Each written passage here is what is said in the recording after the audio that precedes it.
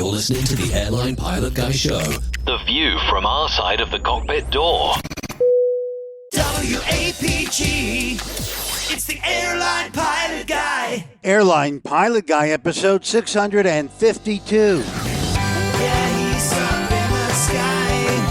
It's the Airline Pilot Guy. Hello, you're listening to the Airline Pilot Guy Show, the view from our side of the cockpit door, with your host, Captain Jeff, broadcasting live from the APG Road Vessel Studio.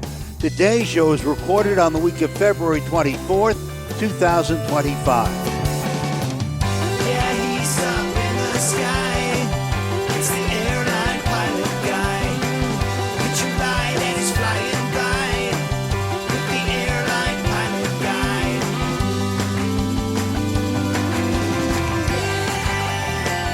In today's episode, a Delta flight flips over while landing in Toronto, shearing off a wing. The aircraft is upside down and burning. And two small planes collide in midair near Tucson. Also ahead, more news, your feedback, and today's plane tale, the final checkout. So get all settled in, tray tables and seat backs in the upright and lock positions, electronic devices powered on. I'm Radio Roger, and Flight 652 is ready for pushback. Thank you, Radio Roger. He is an award-winning TV and radio reporter, currently at the #1 all-news station in the nation, 1010 Wins in New York City. I should say 1010 Wins on 92.3 FM in New York City. Welcome to the Airline Pilot Guy Show. It's an aviation podcast covering the latest in aviation news and answering your great feedback. I'm Captain Jeff, a former U.S. Air Force pilot and retired Delta Airlines captain. And joining me today from his studio, in Hartford, Hereford, and Hampshire, a former professional photographer, now a very serious amateur dog photographer, a former RAF, RAAF fighter pilot, retired Airbus A330, A340 captain for Virgin Atlantic Airways. It's Captain Nick. Thanks for that lovely intro, Jeff, and nice to see everyone on board. APG 652. In 1911, Beatrix de Rijk was the first Dutch woman to earn a pilot's license, French certificate number 652.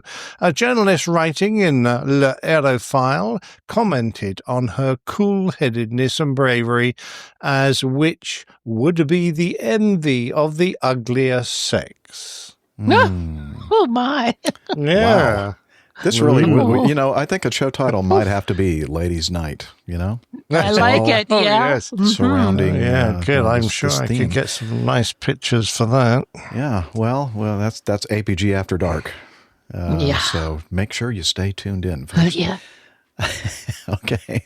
And also joining us from the North Woods of the the North Georgia Atlanta suburban forests, race car driver, high-performance, high-altitude, tail-dragging, and complex-endorsed commercial instrument-rated pilot with an affinity for self-taught haute cuisine and anything with enough horsepower to kill him. It's AJ, Alpha Juliet, Schramm. Hey, Jeff. Hey, everybody. Glad to be here. Last week was really boring because a week without APG is no week at all. Oh, it's like a week without sunshine. Yeah. Thanks. We missed everybody. And also, last but not least, at least for now, a little bit later, we'll hopefully have Dr. Steph joining us, but from her studio in Toronto, retired financier and aviation enthusiast, spreadsheet master, and our producer, it's the lovely Liz Piper. Hello, everybody. Snowy Toronto. Here I am. All right. It's a place with snow. Yes, exactly. She's got to go. A place to go. I've got to go. Okay. Bye, everybody. Have a good show. Thank you. Oh, I like Cheers. it. Oh, yeah. All right. Well, without further ado, let's talk some aviation news. I have to interrupt by saying hardly anything happened since we've done the last show.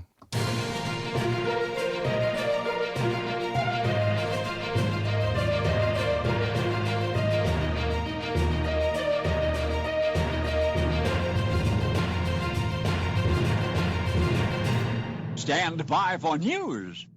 Okay, so not long ago, There's just little Learjet 40 just kind of hanging out at the Toronto Pearson Airport, holding short of a runway, just kind of minding in his own business, and was taking some video from his phone camera, I'm assuming, and this is what happened. So that's the Learjet holding short, and he's kind of zooming in a little bit on this airplane coming in for landing.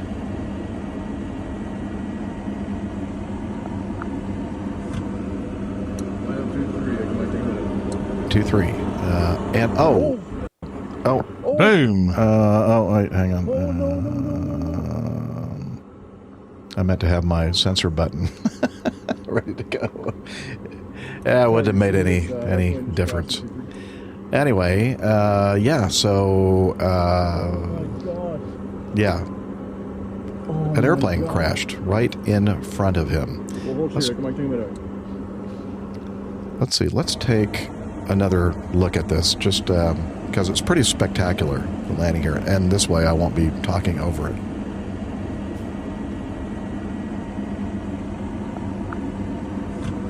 Cover your ears if you have kids. Boom. Wow. Oof. No flare. Yeah. No.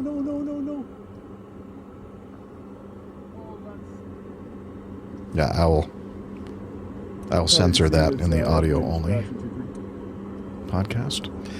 Okay. Yeah, he's telling Tower, did you see the crash over here? Yeah, they did. Okay, so that was a pretty spectacular scene, I would say, from the Aviation Herald. We have this, and Endeavor Airlines, even though everybody's calling it Delta. Of course, you look at the airplane, it's painted like a Delta airplane. All the uniforms are Delta. So I guess we just call it Delta, but it's actually a company named Endeavor, fully owned by Delta Airlines. Endeavor Airlines Canadair CRJ 900, working on behalf of Delta Airlines. Registration November 932 X-Ray Juliet, performing flight 4819 from Minneapolis to Toronto with 76 passengers and 4 crew. Landed on Toronto's runway 23 at, thank you, Liz, for straightening me out on that one, runway 23 at 2:12 in the afternoon. Came to stop on the runway inverted. They came down as we saw in the video, and I'm sure that, listening to the audio-only podcast, you probably don't need to watch it because you've already seen it probably many times. The CRJ 900 just looked like it didn't flare at all. It just kept coming down and just slammed into the runway. One of the right wing initially, the right main gear collapsed and the right wing snapped off essentially. And because the left wing was still attached, it was still producing lift, kind of just twisted, rotated around its longitudinal axis and flipped over and came to a stop inverted. And both main gear and the tailplane separated from the airframe.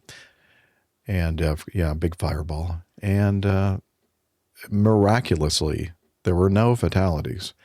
One person was critically injured. Of course, this is the initial report. I think there were a couple more people critically injured. 3 people went to hospitals, and I think now is it only one that's still hospitalized? Oh, all okay. So Liz is telling us that they have all been released from the hospital.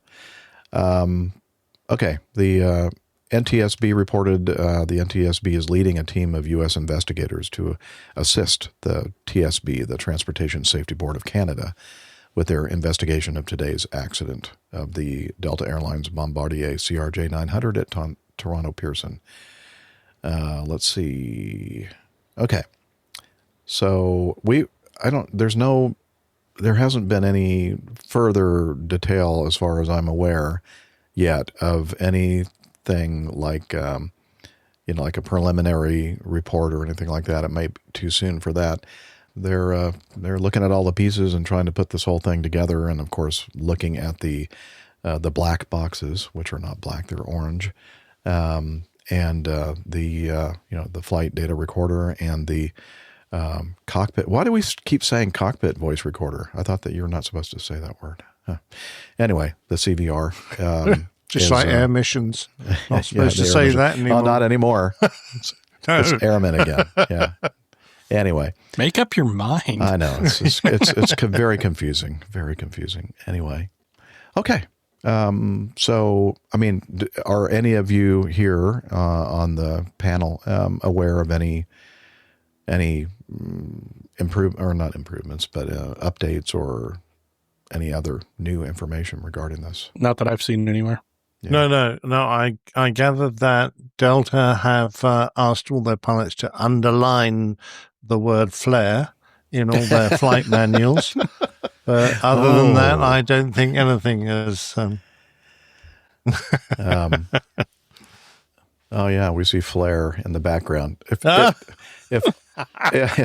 I hadn't spotted that. Well done. That is like inopportune. The timing of that photo, excellent. Or opportune if you if you look at it our way.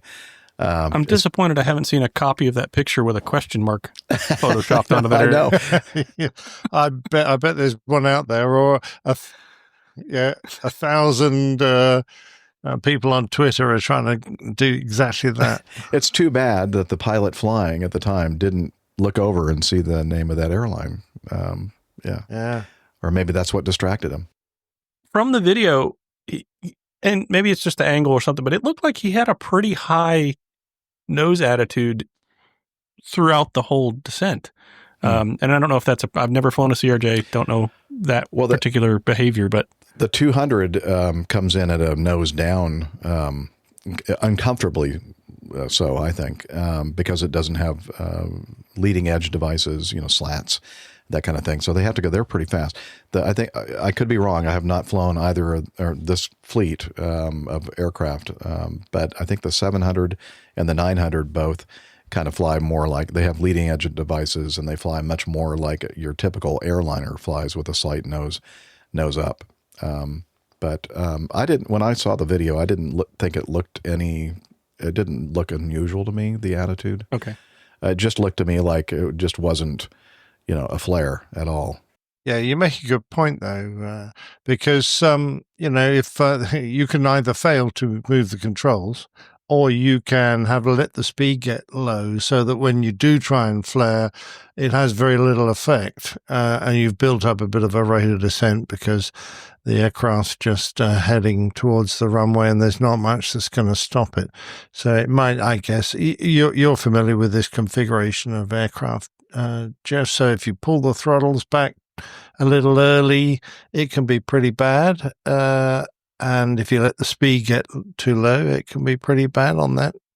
Well, it really depends on the actual aircraft itself and, of course, the atmospheric conditions at the time. So I would say, like in the McDonnell Douglas jets that I flew, the MD-88, MD-90, Boeing 717, you could pull the power back early as long as you didn't have a very strong headwind. But if you did that same thing in a 727, you're going to have a very, very bad landing. And very similar to what we watched there, except that I think Boeing makes it much more robust landing gear assembly. At least they did on the 727. So it would have been fine, I think, with that kind of descent rate, I'm guessing. But that didn't look that unusual to me. But one of the things that was kind of controversial at first on social media, which we love, was that they were talking about the pilots and their qualifications. And one of the rumors was that the captain had originally flown for Masaba. And then that was one of the airlines that kind of was grouped together to become Endeavor Air. And I guess they have a flow through or flow up kind of an agreement for the pilots of that airline with Delta Airlines. And that he had gone to Delta for flight training. And then, of course, the rumor was that he couldn't pass the training program and returned to the regional affiliate, Endeavor. Now, the Delta Airlines, the parent company, put out this a day or two later. He said that just to kind of defend, or let's see, what does it say? Put to rest the disinformation in social media containing false and misleading assertions. The captain from Mesaba and then a progenitor company of Endeavor hired the captain in October of 2007. He has served both as an active duty captain and in pilot training and flight safety capacities. Assertions that he failed training events are false. Assertions that he failed to flow into a pilot position at Delta due to training failures are also false. Now, of course, we know with the language and the words that you use, that all could be very true. I'm sure it's absolutely true, but there might be some other things going on, little nuances. Yeah, thank you, Liz. But of course, we'll find that out during the investigation. The other thing was the first officer was a new hire, hired in January 2024 by Endeavor and completed training in April. She's been flying for Endeavor since that time. As with any airline pilot, her flight experience exceeded the mandated minimum requirements set by U.S. federal regulations. Assertions that she failed training events are false. Okay, so that Delta was trying to put to rest some of the possible misinformation out there. So, yeah. Okay, the winds. So when I first received information about this, somebody had quoted like the winds were gusting to 53 knots. Turns out, I think there was steady state like 24 and gusting to 33 or something like that. And it was about a 40 degree off runway heading. I think it was, they were landing on 23 and it was a 270 wind coming from the west. And so about 40 degrees off. So it wasn't a huge crosswind and it wasn't that, big of a headwind either, but I guess it was gusty. So you could tell that a lot of the pilots and flights at the time mentioned that, it was a little challenging landing at the time, but it wasn't anything out of limits for the aircraft and its performance. So Neil has a question or comment. I've seen the Learjet pilots criticized for filming whilst holding short. What are the rules there? Well, I don't believe there are any rules that prohibit it, Neil, for a non-Part 121 carrier. They were probably operating under Part FAA or FAR Part 91 or 135 at the time, probably most likely 91, which is the rules regarding cameras and videotaping and electronic devices and all that kind of stuff are much less or not unrestrictive, but less restrictive than in the airlines in the Part 121. And then individual airlines can even be more strict with their restrictions regarding those devices. But I don't think, AJ, I think you'd agree that that's something that, you're out there. I mean, basically that kind of flying is the kind of flying that you do, Part 91, right? Mm-hmm. And just a different type of airplane. A little bit. Yeah. So I don't think that there are any restrictions to what he was doing. I'm not sure why people were criticizing him for that. The beautiful part about 91 is we can take off 00. There's basically very little restrictions on what we can and can't do versus like 121. You guys have takeoff minimums. Yeah, Part 91, I can take off with zero visibility. That explains when I got checked out at Riverside in a 150 so that I could take up my mom and my dad on individual flights because there weren't enough seats, enough capacity on the 150 or 152. But we took off. I mean, we were in the briefing room in Riverside, California, and it was like that typical thick California, what do they call that, marine layer that had come in and was going inland. It was very foggy. And the guy goes, okay, let's go. And I'm looking out the window going, what do you mean? And he goes, well, let's go fly. And I'm going, how are we going to do that? And he goes, how? Special VFR. And I went, I thought he was kidding. I really did. And then we walked out there and got into the airplane. We take off. And of course, you get 10 feet above the ground and then it's clear in a million. Clears. Yeah. Yeah. And I'm thinking, well, I hope we'll be able to find the airport. I hope this blows off eventually. Okay. Yes. Yeah. I was going to say, I have no trouble at airport as long as you're just looking straight down. It's right there. Right there. Yes. Yeah. Okay. The problem with that is, though, every time it's there it went. Yeah. There it went. Depends on how fast you're going. If you're going really fast, looking straight down doesn't really work out. Yeah. We'll be looking for updates and reports regarding this. And looks like Dr. Steph is there with us. You ready to join us? There. Hey. Yeah, I can do that. I was just deciding if I need to open the door for the dogs or just ignore them until they stop Do whatever you think is banging best. against the door. I'm going to let them hang out outside the studio for now. For what it's worth, I don't hear anything in the background. Yeah, I don't think you guys will hear it. It's just I'm not sure what they're doing to the outside of my door. Oh, okay. Yeah, well, if you want to save your door, go ahead and open it up. That's fine. Yeah. It's part of just replace the door. Part of the ambiance. Yeah, welcome. Thanks. How was work? Good to be here. It was work. Work, yeah. Yeah. I mean, nothing bad, nothing good, just work. Okay. Just the usual. Well, we're glad that you were able to join us. We were just starting with the first news item, and we're kind of wrapping it up here unless you have anything to add regarding I do not, but as soon as I sat down and joined you guys, I need to step away for a brief moment for a phone call too. I'm sorry. All right. I'll be right back. No problem. Okay. Let's see here. The next item we have, this is from a few different news sources, and it just happened a couple of days ago up in Chicago at the Chicago's Midway Airport. And there was a near miss, a runway incursion that occurred. And near hit. That's probably a better way to say it. And let's see, I have some audio I'd like to play. I guess I should set it up a little bit more. The two aircraft involved were a FlexJet. Oh, look at that. My reactions. I forgot to turn off my reactions.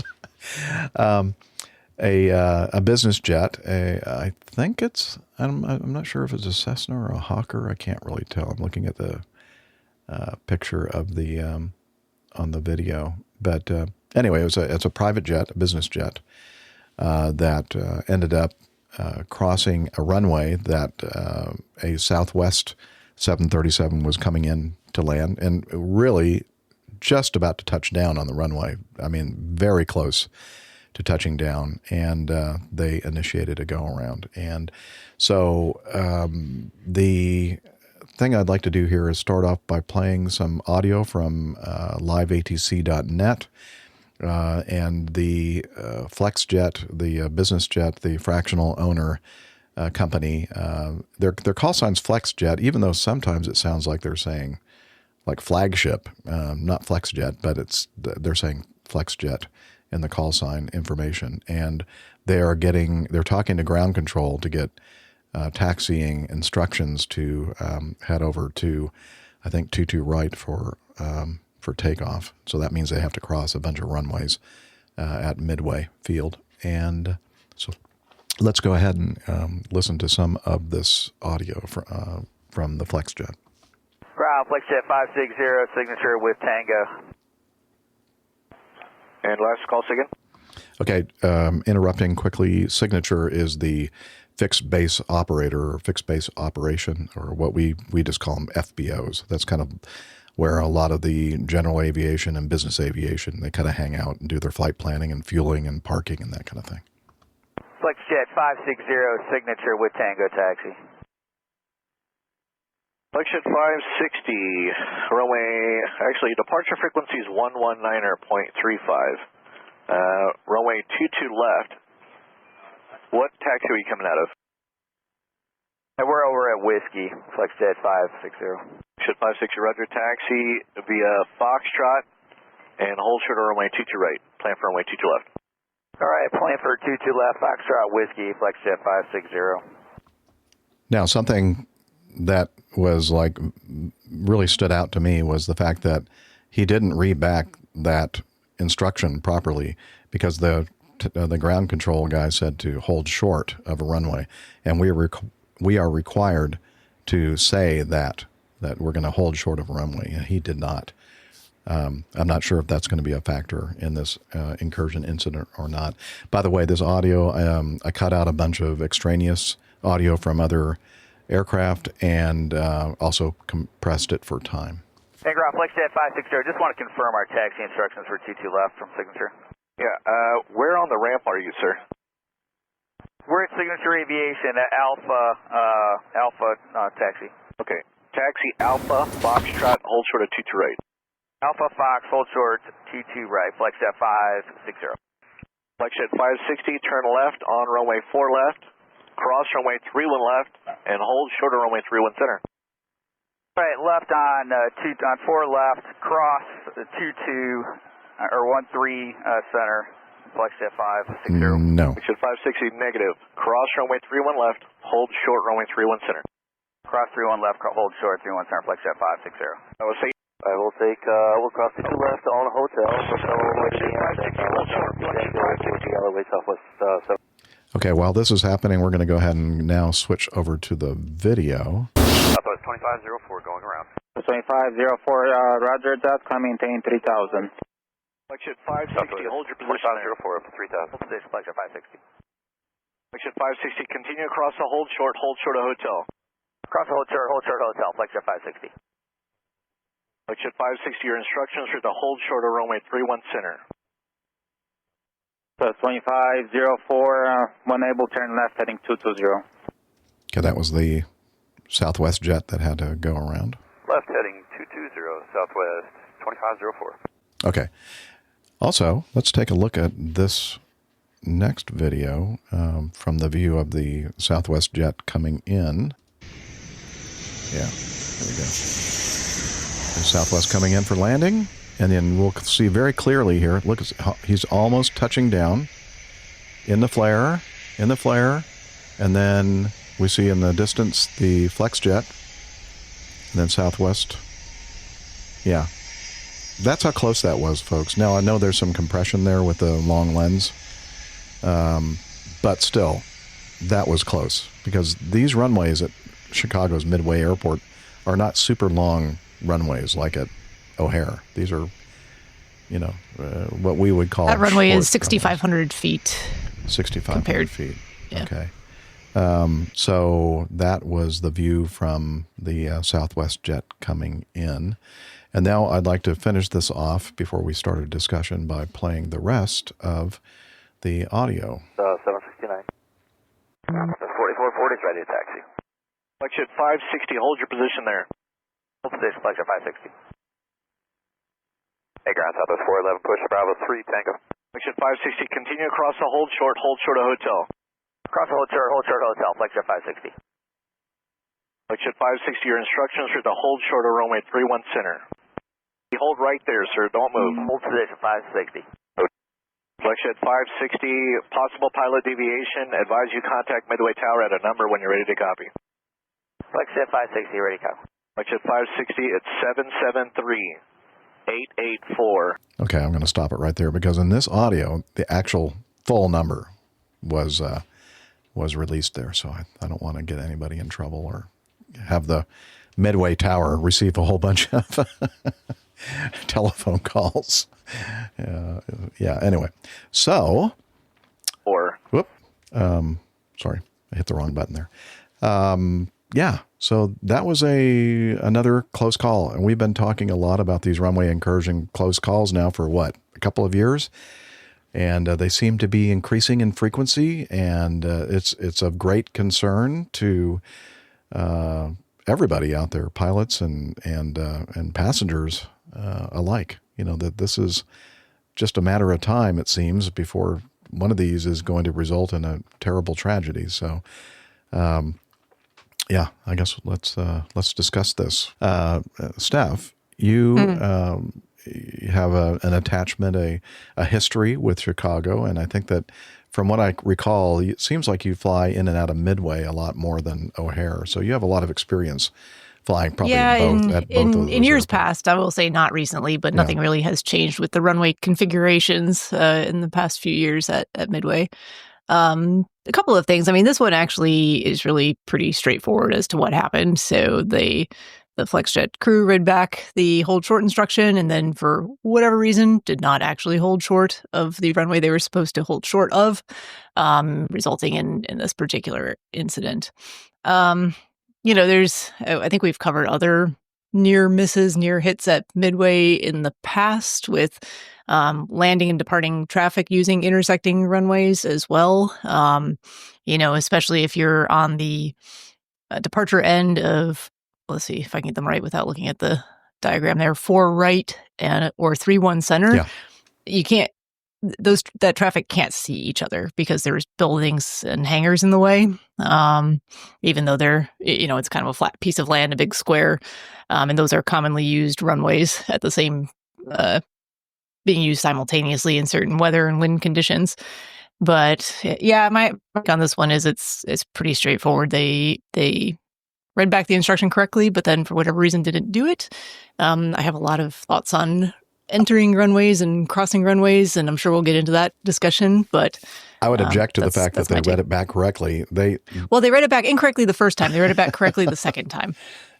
Pretty much. Yeah. After they were corrected, close. they read it.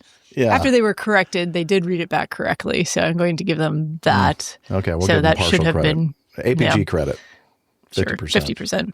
Yeah. No, the first time they missed it completely. The second time they read it back incorrectly, because there's two or three actually runways with the 3-1 designation. I think there's 3 actually. I think there used to be, center, but and right. If you'll put, I can't remember if the one is a taxiway now or not. Yeah, they did. Either way. Yeah, put the new chart up, Liz, if you don't mind. The first one we were looking at, the Jeppesen, is the one I'm used to looking at, but this one was dated 2009. This is the current FAA chart, and so this. So initially they're on 4 left, and they're supposed to cross 3-1 left, hold short, 3-1 center. Yes, and they did. That was their final readback. They did eventually read that back correctly. But you'll notice in this diagram that we're looking at, which will be in the show notes, the runway 3-1 left is not really much larger than what a typical taxiway looks like. Pretty tiny. Yeah, very, very narrow. And I'm thinking because that they're all maybe intersecting runways, there's actually there's not the same, at least I don't think there are, someone can correct me if I'm wrong, there's not the same markers really indicating that you're going to be entering a runway except for the signage on the side. Yeah, I'm not sure about the. Yeah, there's got to be signs. Yeah. There's signage on the to the side of the runway, but on the actual runway itself that they're using as a taxiway, there's not anything on the pavement, really, as far as I'm aware. Yeah, I'm looking at the satellite view right now, and it's 4 left. Imagine it goes over the top of 3-1 left. Yeah, no, left. Center. Left. Center, the bigger runway actually does have a white line. A white line, okay. But there is no hold short line. And again, we mentioned the signs, but that's a 150-foot wide runway plus a little extra space for the signs. So they're awfully far away if you're on the center of the runway. So not saying that's an excuse, but could be a contributing factor of that sign way over there. Yeah, I didn't see that. Yeah, I think that's a good point. Yeah. So as soon as you start making that turn and going, I could see how you may have missed the fact that you've already passed that first taxiway, and now you're passing this runway, which you're thinking maybe is the taxiway. And then you also see on the other side of the one that they were supposed to hold short of, which is now a taxiway. It's a 150-foot wide taxiway over there, which used to be runway 3-1 right. But apparently they've decommissioned it as a runway, and it now is just a taxiway. So it's basic bottom line here. It's very, very confusing, and that's why you have to use utmost vigilance and great briefings before any of your wheels start to move, because once you're going, it's very confusing. You have to know exactly where you are, and there are a lot of distractions going on in these jets, and taxi procedures and checklists and performance data and all this stuff going on. So, I mean, it's a tough job. Gina in our live audiences says Blancolirio, Juan Brown, his video had a picture showing their hold short lines there. Oh, okay. now. That's good. I see the hold short lines on 3-1 right, which is the closed runway. It's now Taxiway Hotel. Yeah. But this is dated 2025, and I don't see any hold short lines on the actual runway itself. Well, anyway. On 4 left. It's very confusing, and you have to be very Extremely. careful about all these things. And what happened to the, Captain Nick, we've talked about this ad nauseum.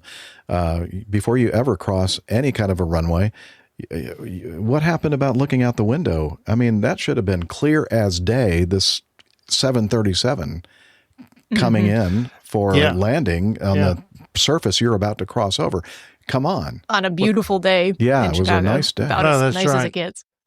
It's the first officer's side of the aircraft. The captain would be trying to peer across his cockpit.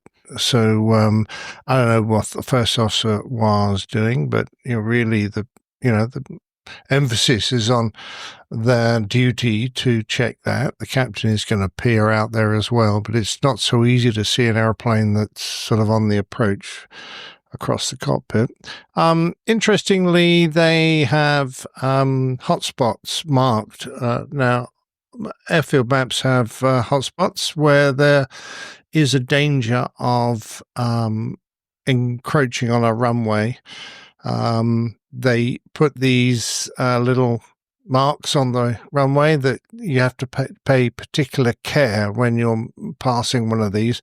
There isn't one for anything on the route that this aircraft was taking. So, if the airport authorities and the FAA don't recognize that as a potential threat, then perhaps they ought to stick a few more on. But, that's really closing the door after the horse has bolted quite I think you could circle all of Midway as a I was hotspot. going to say, you can just cover the entire airfield map with these Interestingly, HS points. Yeah, the earlier one, the one that's dated May of 2009, does have a hotspot marking kind of in the area where they were taxiing. One other distinction there, Jeff, is that the earlier one is a Jeppesen chart. No, this and is they're the Jep. different. Yeah, that's what I'm saying. This is the earlier one, correct? Yes. The newer chart is an FAA chart. Right, because I don't generally have access has to much less information. I know. I don't have the hotspots. I have the current if, Jeppesen chart, and it's not marked there. Okay. Yeah, so I was going to say that whether it's an FAA or a Jeppesen, if there's a hotspot, they got to be on both. So there's only 4 listed on the current Jeppesen so chart. For some reason, they decided to remove that. But now, just to go through the procedure you do when you're going to cross a runway. Sorry, I was just carrying on from earlier. First thing you do is you stop any checklists you're currently doing, so that there's absolutely no distractions. You both acknowledge the fact that you're going to cross the runway, and you both go heads out. If you've got a TCAS display, you have a look at that to see if there's anyone on the approach. So you look visually, and you use your electronic displays. You confirm to each other that you've got a clearance to cross, which they didn't have, and then having looked down the runway and on the approach in both directions, in case there's someone coming in with an emergency on the other end of the runway and just going against the flow, and you didn't realize it because you're not on the right on a frequency to understand that. You look both ways, and then you turn all your damn lights on, and then you cross. Now, does everyone do that all the time? Well, sadly, no. But I think if everyone did, a little bit more disciplined about the procedures you follow to safely cross a live runway, these things might be happening less frequently. And I know that Steph knows what I'm going to say next. The whole issue about frequencies and crossing runways and not being on the same frequency that people are taking off and landing on and crossing on. Again, I know there are arguments against this, but I just don't understand why we are not using the same frequency for active runways. It just doesn't make... And I should say that Captain Al agrees with me. I saw him posting on social media. We don't trust him. No, well, it's Captain Al. But he's an amazing pilot and pilot trainer. Very handsome, and he's very handsome. Of course, just like he likes yourself. to eat ice cream and chicken nuggets. Yeah, that's right. Yeah, but I mean that would be just one more thing in the list of things you should do, is try and listen out if you have the opportunity. But with the lookout and the TCAS and the care you take, that should be adequate. But it obviously wasn't. Okay, so MetroDoc in our live audience says, should pilots switch from ground radio to tower radio when crossing an active runway? No, not unless it's a procedure for you to do so. You would have to be directed to do that, so that positive control is maintained. Now, some people have used the technique in your secondary radio, putting up the frequency for the tower if you're on ground, or vice versa. That gets a little tricky because, we're also supposed to be listening to guard, or when you're on the ground operation mode, you're listening to, or you have your company ramp frequency in there, or company frequency. So there, you only have basically two radios, and you have obviously air traffic control is the primary, and then all those other things that we just mentioned are part of what we use the secondary radio for. So you can't listen to everything. We don't have 10 radios in there, and it would be very confusing anyway if we did. So, again, I just, Bill in Toronto, who is a pilot, a professional pilot, for ACME North, on the ground, crossing runway kills, and every other error only embarrasses. Yeah, I agree. Yeah. Might point out also, Jeff, that these guys were, coming up to a runway, even if they'd switched to tower frequency at that point, chances are the Southwest 73 had his landing clearance given to him miles out. That's true. So the chances are they wouldn't have heard that anyway, because it would already have been given. So if perhaps air traffickers only gave a landing clearance as you approach the runway, rather than giving one a conditional clearance miles ahead, then that might serve, but as an additional indicator. And it also should be noted, I think, based on the video that we saw, of the actual video of the Southwest, going around, and we see the FlexJet crossing, that the FlexJet was moving quite rapidly. Something that I always, guard against and advise that people not do when you're taxiing. Take a nice slow taxi pace. Walking pace. Right. All right, too. So while you're mentioning it, kudos to the 737 boys for spotting it and going around, because I don't think anyone told them. No. I think they did it off their own bat. And when they came up on the radio, they weren't getting all into a fuss about it. They sounded very cool and calm. And I suspect they were a well-drilled crew going through their go-around procedures, starting to clean the airplane up. They all just sounded as cool as cucumbers, not the fact they just avoided a possible disastrous collision. Exactly. Well, yeah, I hope we come up with a solution to this, so we don't have to cover any more of these things. I'm afraid, sadly, that we will, but hopefully we'll have a good result as we had in this one. All right, an update on this is from the Aviation Herald. An update on the Washington D.C. Midair collision involving the PSA operating for American CRJ-7 and the Army helicopter, the Black Hawk. Okay, the update here is on the 14th of February, the NTSB reported the Black Hawk was doing a check ride. The instructor was the pilot monitoring. The crew was likely wearing night vision goggles. There's no evidence on the cockpit voice recorder that they were not wearing goggles. I think because they have to state something if they're not wearing the goggles. So that's the assumption here, I think. There are no defined boundaries on the helicopter routes, despite the blue lines on the charts. The helicopter was following helicopter route 1. The pilot indicated they were at 300 feet, while the instructor said that they were at 400 feet. That discrepancy is subject of review. So, in other words, the two altimeters that they were referencing in the cockpit itself were off, it seems, to be about 100 feet. When crossing over the Memorial Bridge, the instructor told that they were 300 feet and needed to descend, and the pilot flying replied they were descending. The portion of tower advising helicopter crew that the CRJ was circling towards runway 33 was not audible on the Black Hawk's crew. That's just, who is writing this? The NTSB. It just doesn't sound very... Simon. Yeah, Simon. Yeah, okay. His English is not his first language. Yeah, so in other words, what we heard when the tower controller was giving the warning to the helicopter and calling out traffic and saying that the airplane, that their traffic was circling towards runway 33. Actually, I don't think they said circling. I think they said is on 33 or the approach to 33 or something like that. But anyway, it's understood that that's sort of a circling maneuver to the other runway.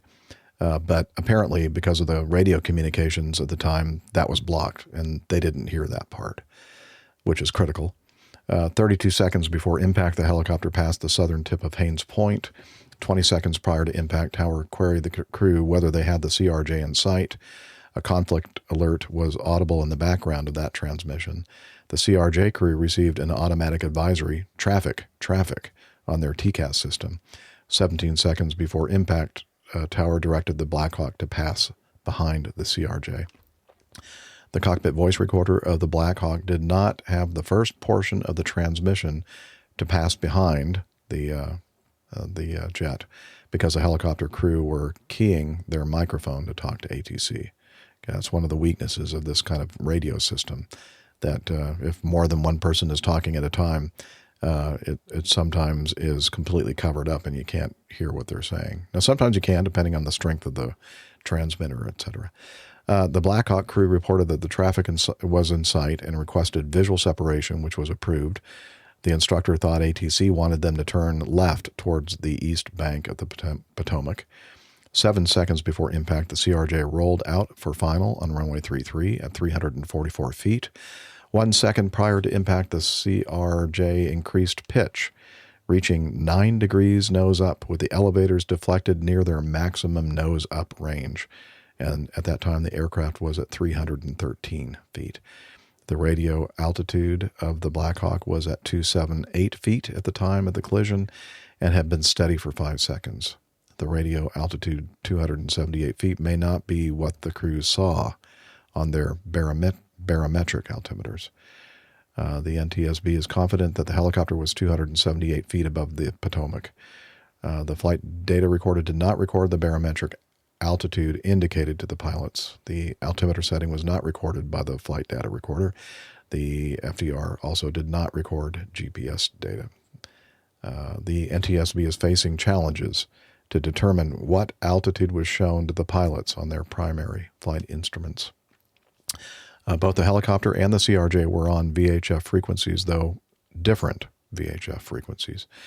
The helicopter was capable of transmitting ADS-B out. However, they did not transmit this data out. It's currently not known whether the ADS-B was turned off or not. All right. Discuss. Anybody have anything to say about that?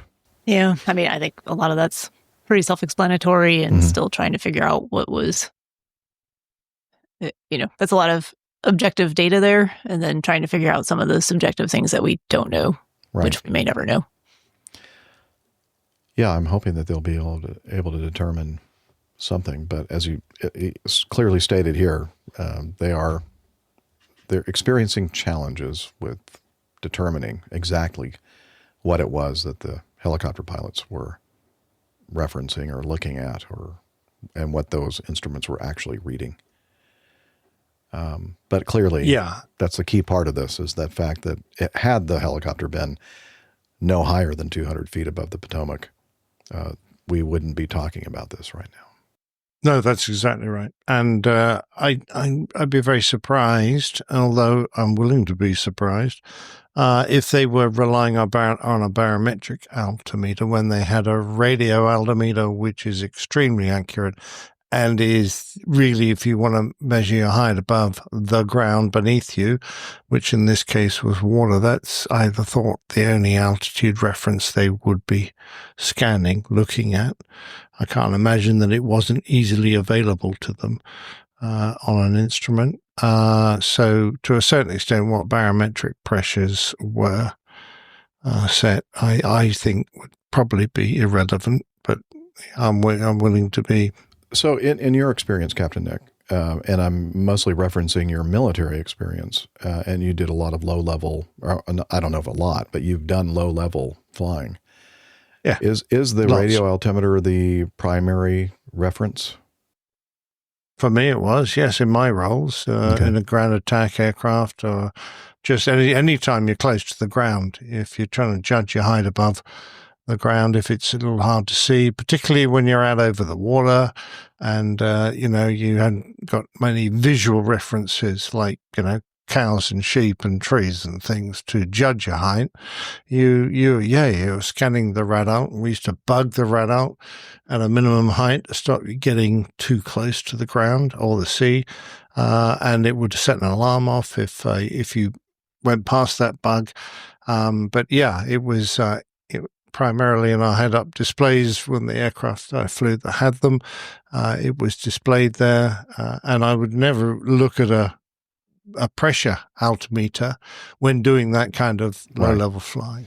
So it's likely that the military vehicle here, the helicopter, would likely have been, or should have been, referencing. I would have thought so, but I don't know what their instrumentation was like. Yeah. So the reason why I ask is that all my flying, when you're actually actively flying the path, or whether it be vertical or horizontal, but in this case vertical, the primary reference is the baro altimeter, and not the radio is used for, precision approaches, knowing, when you actually hit that point in space that you're transiting through. It's not like you're flying a radio altimeter at a steady state, to maintain a certain height above the ground, because you're kind of in that process on a glide slope. And that's my only experience with using a rad alt.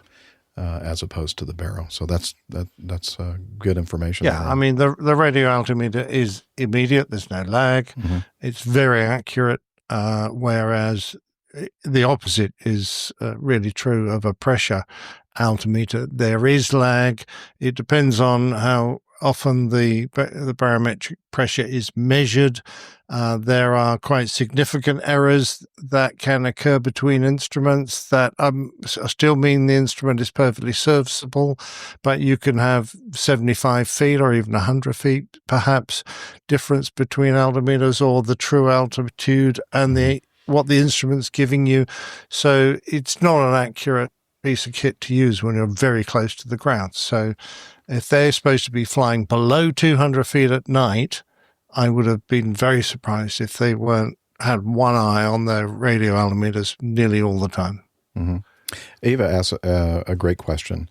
Out of curiosity, whereabouts on the fuselage is the set point for the altimeter? I think she's referring to the radio altimeter.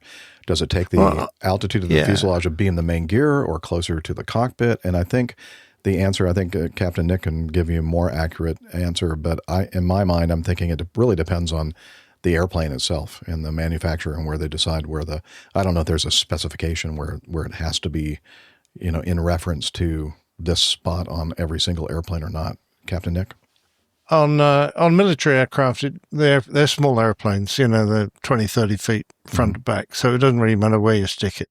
On a big airliner, you're going to probably put it after the undercarriage on the main fuselage. So as you're doing your walk around, as you're doing the tail area, if you look up on the belly of the airplane, on the flat part of the fuselage, not as it starts to curve up towards the tail, you'll see the radio altimeter they're just patches, transmitters and receivers there.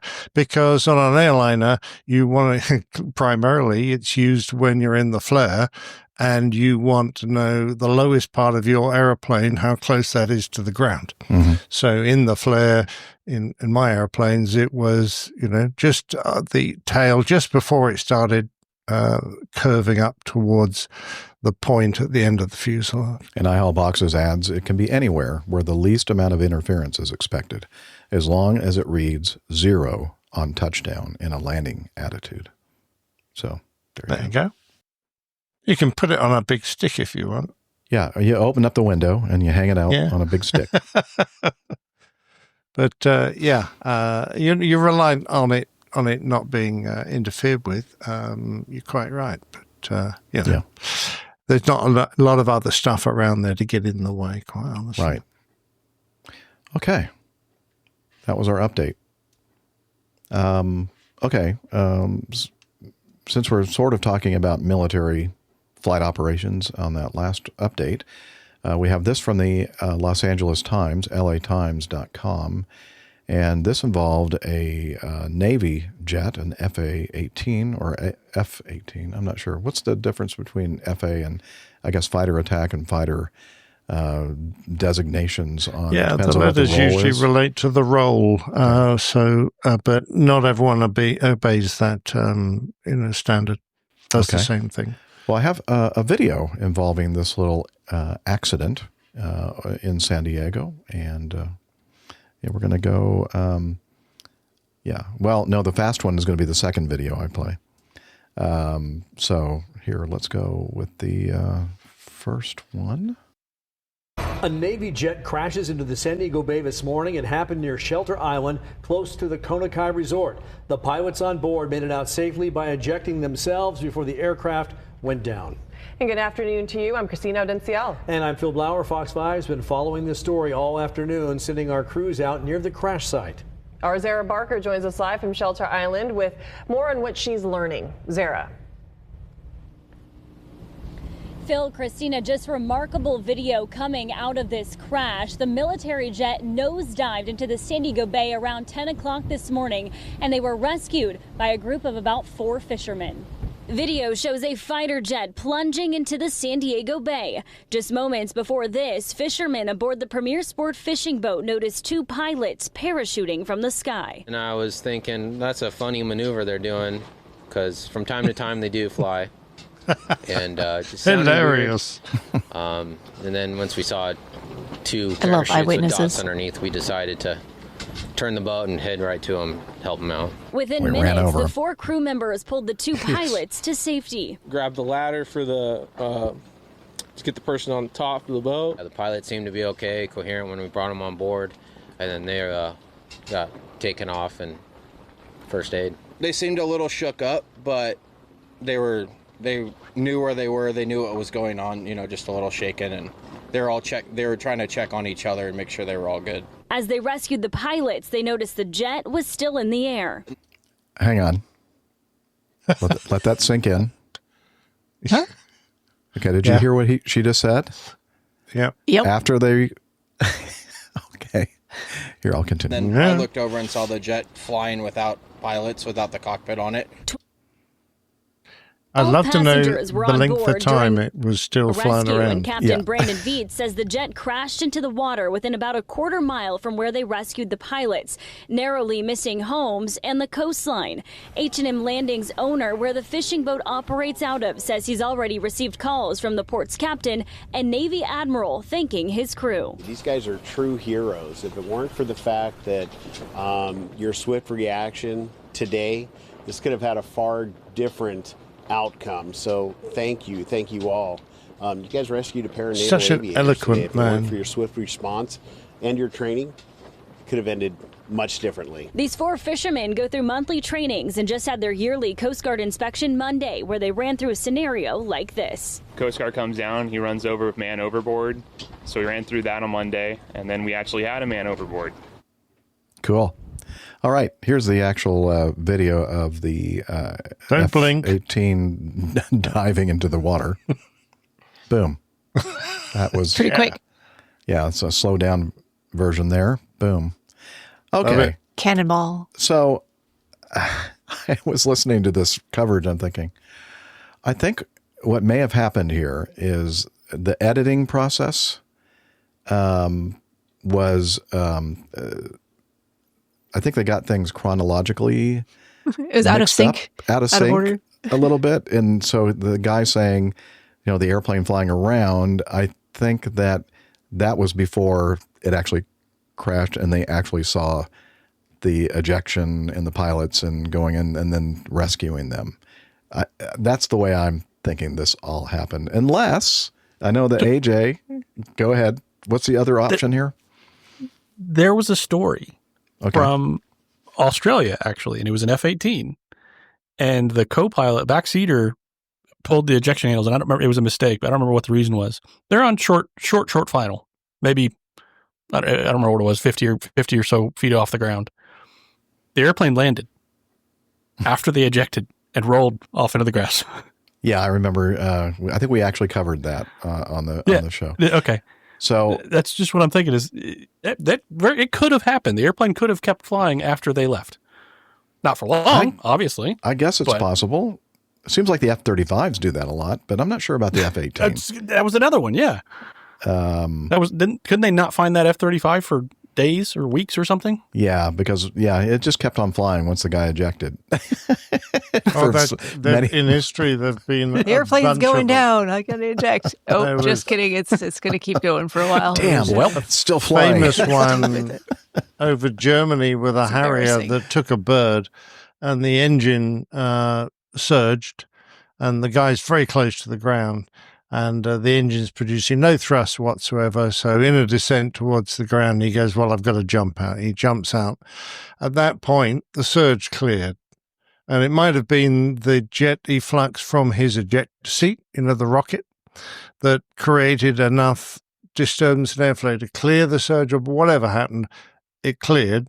And now, without the weight of the pilot and the ejector seat in the front, and the guy had left it in full power, this aircraft then blasted off and started doing aerobatics over Berlin. Sorry, over what are you Germany. Watching? It's an air show. Well, they scrambled armed Q jets of it after it to shoot it down because they didn't want it to stray over the East German border and go and give some intelligence to the Soviets. Well, they just didn't want them to get all their secrets. Oh yeah. But this thing started doing big loops for 10 minutes, and eventually one of the loops. Well, he didn't pull out and he hit the ground. So because he wasn't in it. Hit the ground. Yeah, exactly. But that's not the only one. There's a fantastic one of a Delta Dart or a Delta Dagger that landed itself after the pilot ejected, and it was almost completely undamaged. Someone found it in a field. Yeah. Anyway. Sometimes these airplanes have a mind of their own.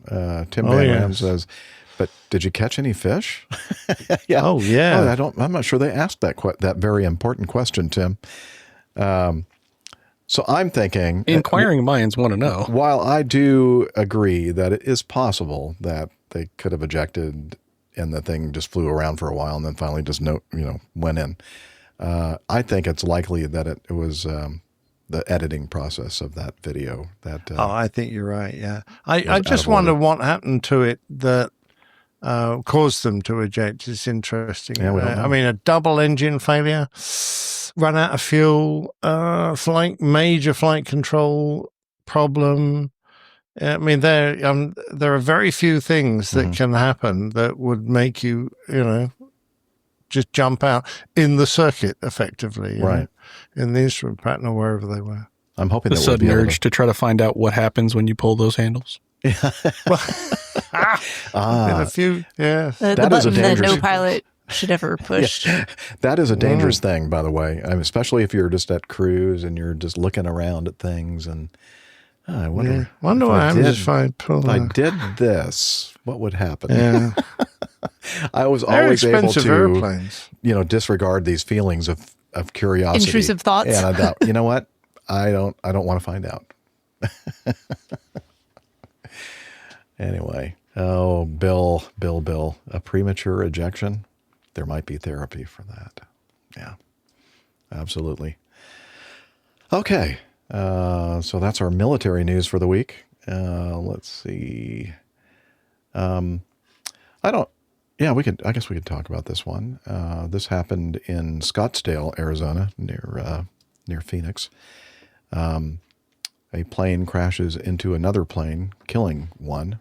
Actually, killing the pilot, the captain. Let's see if I can find that video. Where is that? Well, maybe I don't have any video for that. Yeah, just do the stills. Huh? Well, there is a video in the Evernote if you want. I mean, in the show notes if you all want to watch it. But apparently, I just decided that it wasn't worth watching. This airplane involved in this. Well, one of the airplanes involved in the crash, the active one, was owned by Vince Neil from the Motley Crue. He owns. We're kind of a version of the Motley Crue, for sure. After landing at Scottsdale, the FAA says the plane veered off the runway and crashed into a parked plane. Scottsdale Fire Captain Dave Folio says 78-year-old Joey Vitoski died. 3 others were hurt, and another victim didn't want treatment. And it looked like in the video, and you can watch it yourself, and some people, I think I heard this somewhere, that they think that the left main landing gear just collapsed after they had touched down and were in their landing rollout, and then it just caused them to veer off to the left and into the parking area for one of the FBOs, where this was a Learjet 35A, and it crashed into a Gulfstream 200 business jet.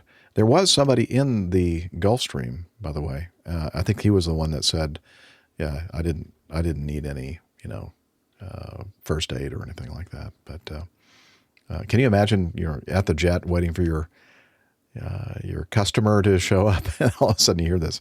What's that noise? Bam! It moved the thing like seemed like about 10 feet. Yeah. Hopefully he was seated somewhere.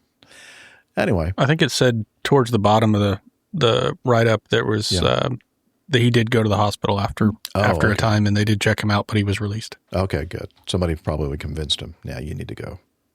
Yeah. All right. Anything else to say about that? I know I skipped a lot of the details there, but that's essentially what occurred. I was just going to say, 78, that's quite an old pilot. That is. I mean, is he allowed, what kind of a certificate?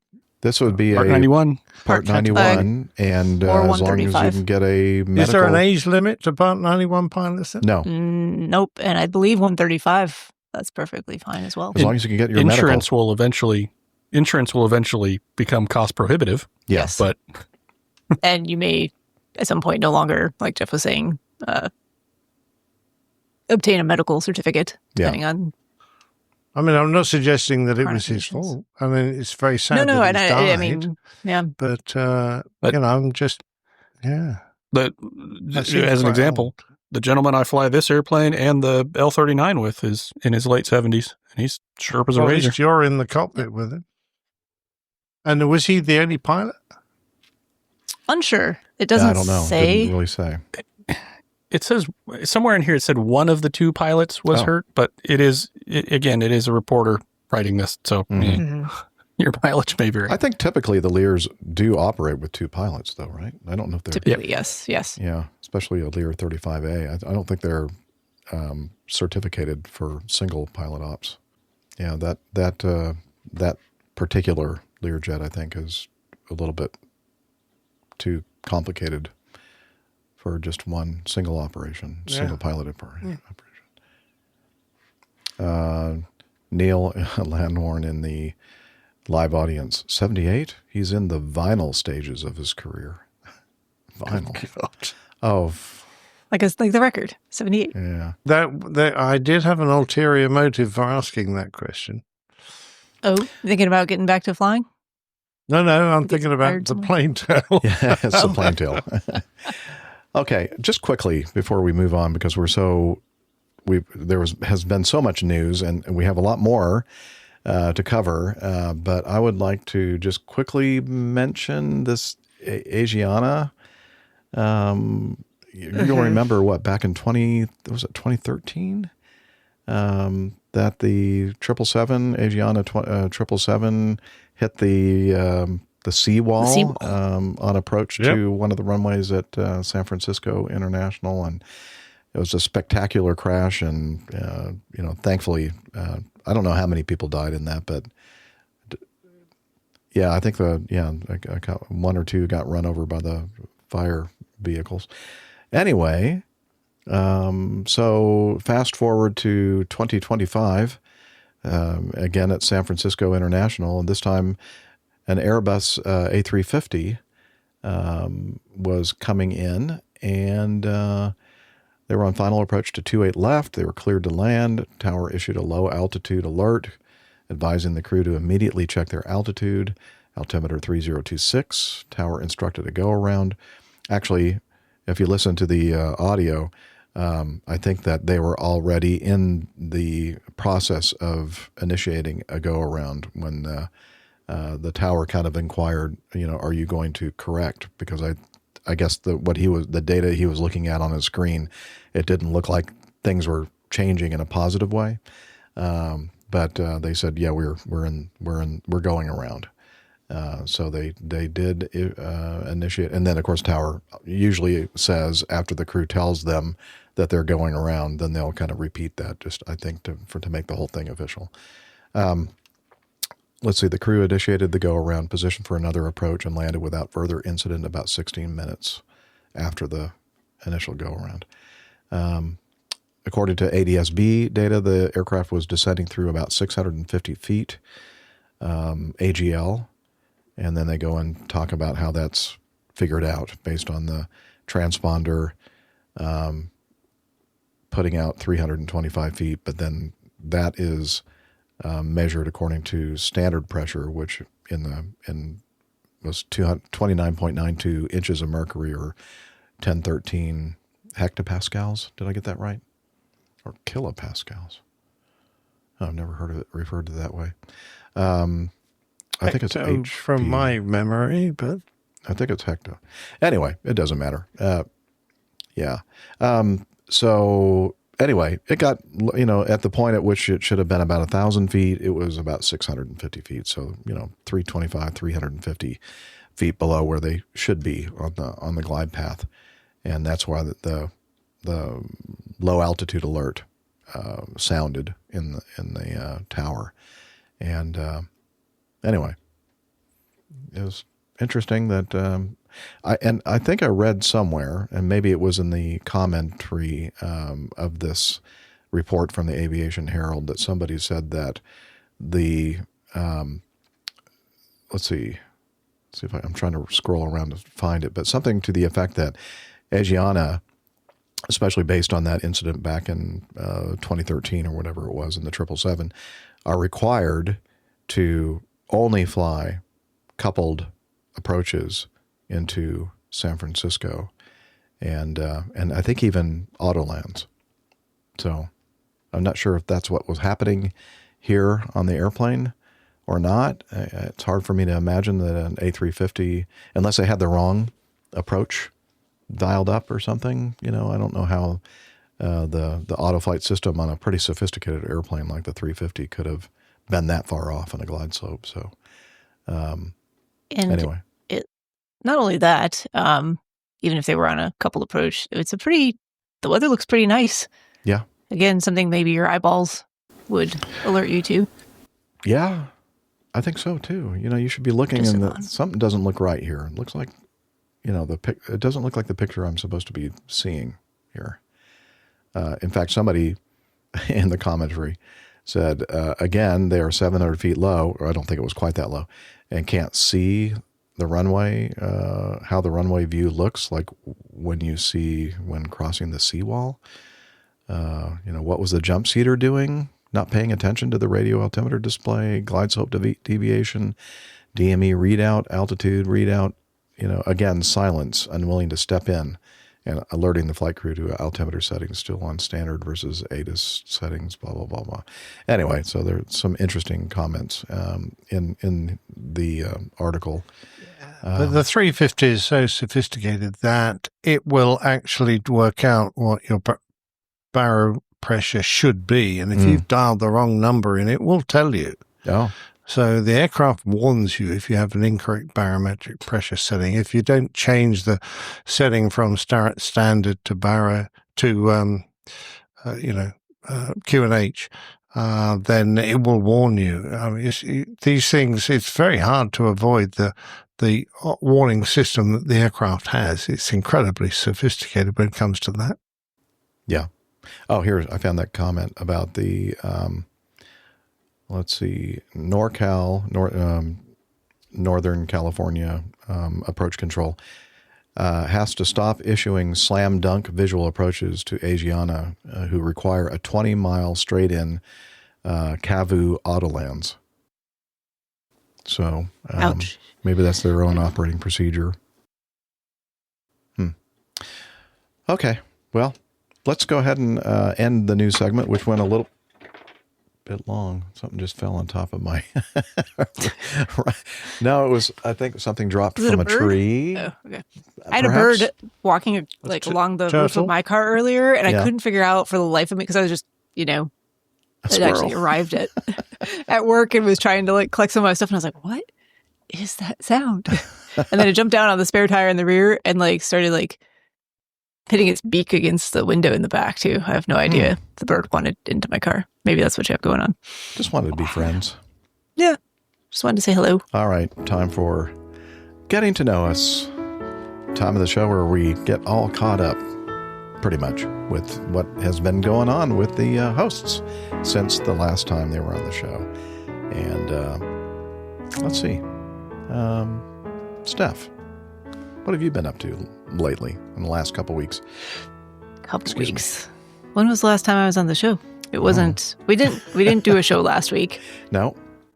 And I missed the previous one, I think, because I would talk to you guys after I went to my conference, correct? In Tahoe, because I gave Liz some. Yeah, we saw some photos. Some pictures. Mm-hmm. So I think it was only last week because I didn't do a show last week. So I have not been absent without leave, I don't think. All that happened last week. It's a good thing that we did not record a show because I was sick. Yeah. I fortunately don't get sick very often. Kind of woke up on, so I got back from, no, wait, when did we do a show last? No, I can't remember. Maybe I did talk to you guys about the conference, or I didn't. Either way, we'll just talk about last week. I think I did. Yeah. You had some pictures? Pretty sure I did. I think. Yeah, pretty sure. Is Liz confirming that? Yeah. I can't hear Liz. Okay. Oh, okay. So, yeah, last week felt great on Monday. Was planning on getting up to swim on Tuesday morning, which I normally do with one of my work partners, and I woke up at 2:30 in the morning, just kind of hot and not feeling great, and kind of said, I don't think I should go swim. I think I need maybe more sleep. Maybe that's what it is. Kind of struggled through the day on Tuesday. Nothing real specific, just fatigue and not feeling great. Developed a fever on Tuesday night and had a fever on Wednesday morning. So certainly called out of work. Did not need to go in and spread anything there. And then it kind of took me, even though I started to feel a lot better, just felt kind of fatigued and run down for a couple more days after that. So that's all I've done. It's not been a lot. Just be sick. Just sometimes you get sick and you got to take time to recover. So nothing interesting here. All right. Nick. I'm not used to going on so soon. I mean, she used to be on at the end where I do the... Anyway, I popped up to a lovely hotel to attend the memorial to my first commanding officer from my first squadron, which was 43 Squadron, the Fighting Cocks. And it really was very touching. Ian McBride was a great boss, and it was my first fighter squadron, and I've always had a soft spot for that squadron ever since. And he was a great guy, well thought of, and it was a well attended squadron. They had a lovely service, very amusing actually, because some real characters stood up and told us stories about him. And at the end, they had a trumpeter from the Band of the Royal Air Force there who paid the last post, which I thought was fantastic. And of course, I remember being asked to fill out my boss's, logbook as well as my own, because bosses are way too busy to fill out their own logbooks. And I remember noting that there was a section of his logbook where there were no aircraft type written in there. And, of course, they had a picture of him there in his spacesuit. Because he had been a U-2 pilot on exchange with the United States Air Force. And in fact, I think it was must have been one of the last U-2 pilots before, they got rid of them or whatever. But I wasn't sure about that. But I mean, they had this big picture there. I'm going, boy, yes.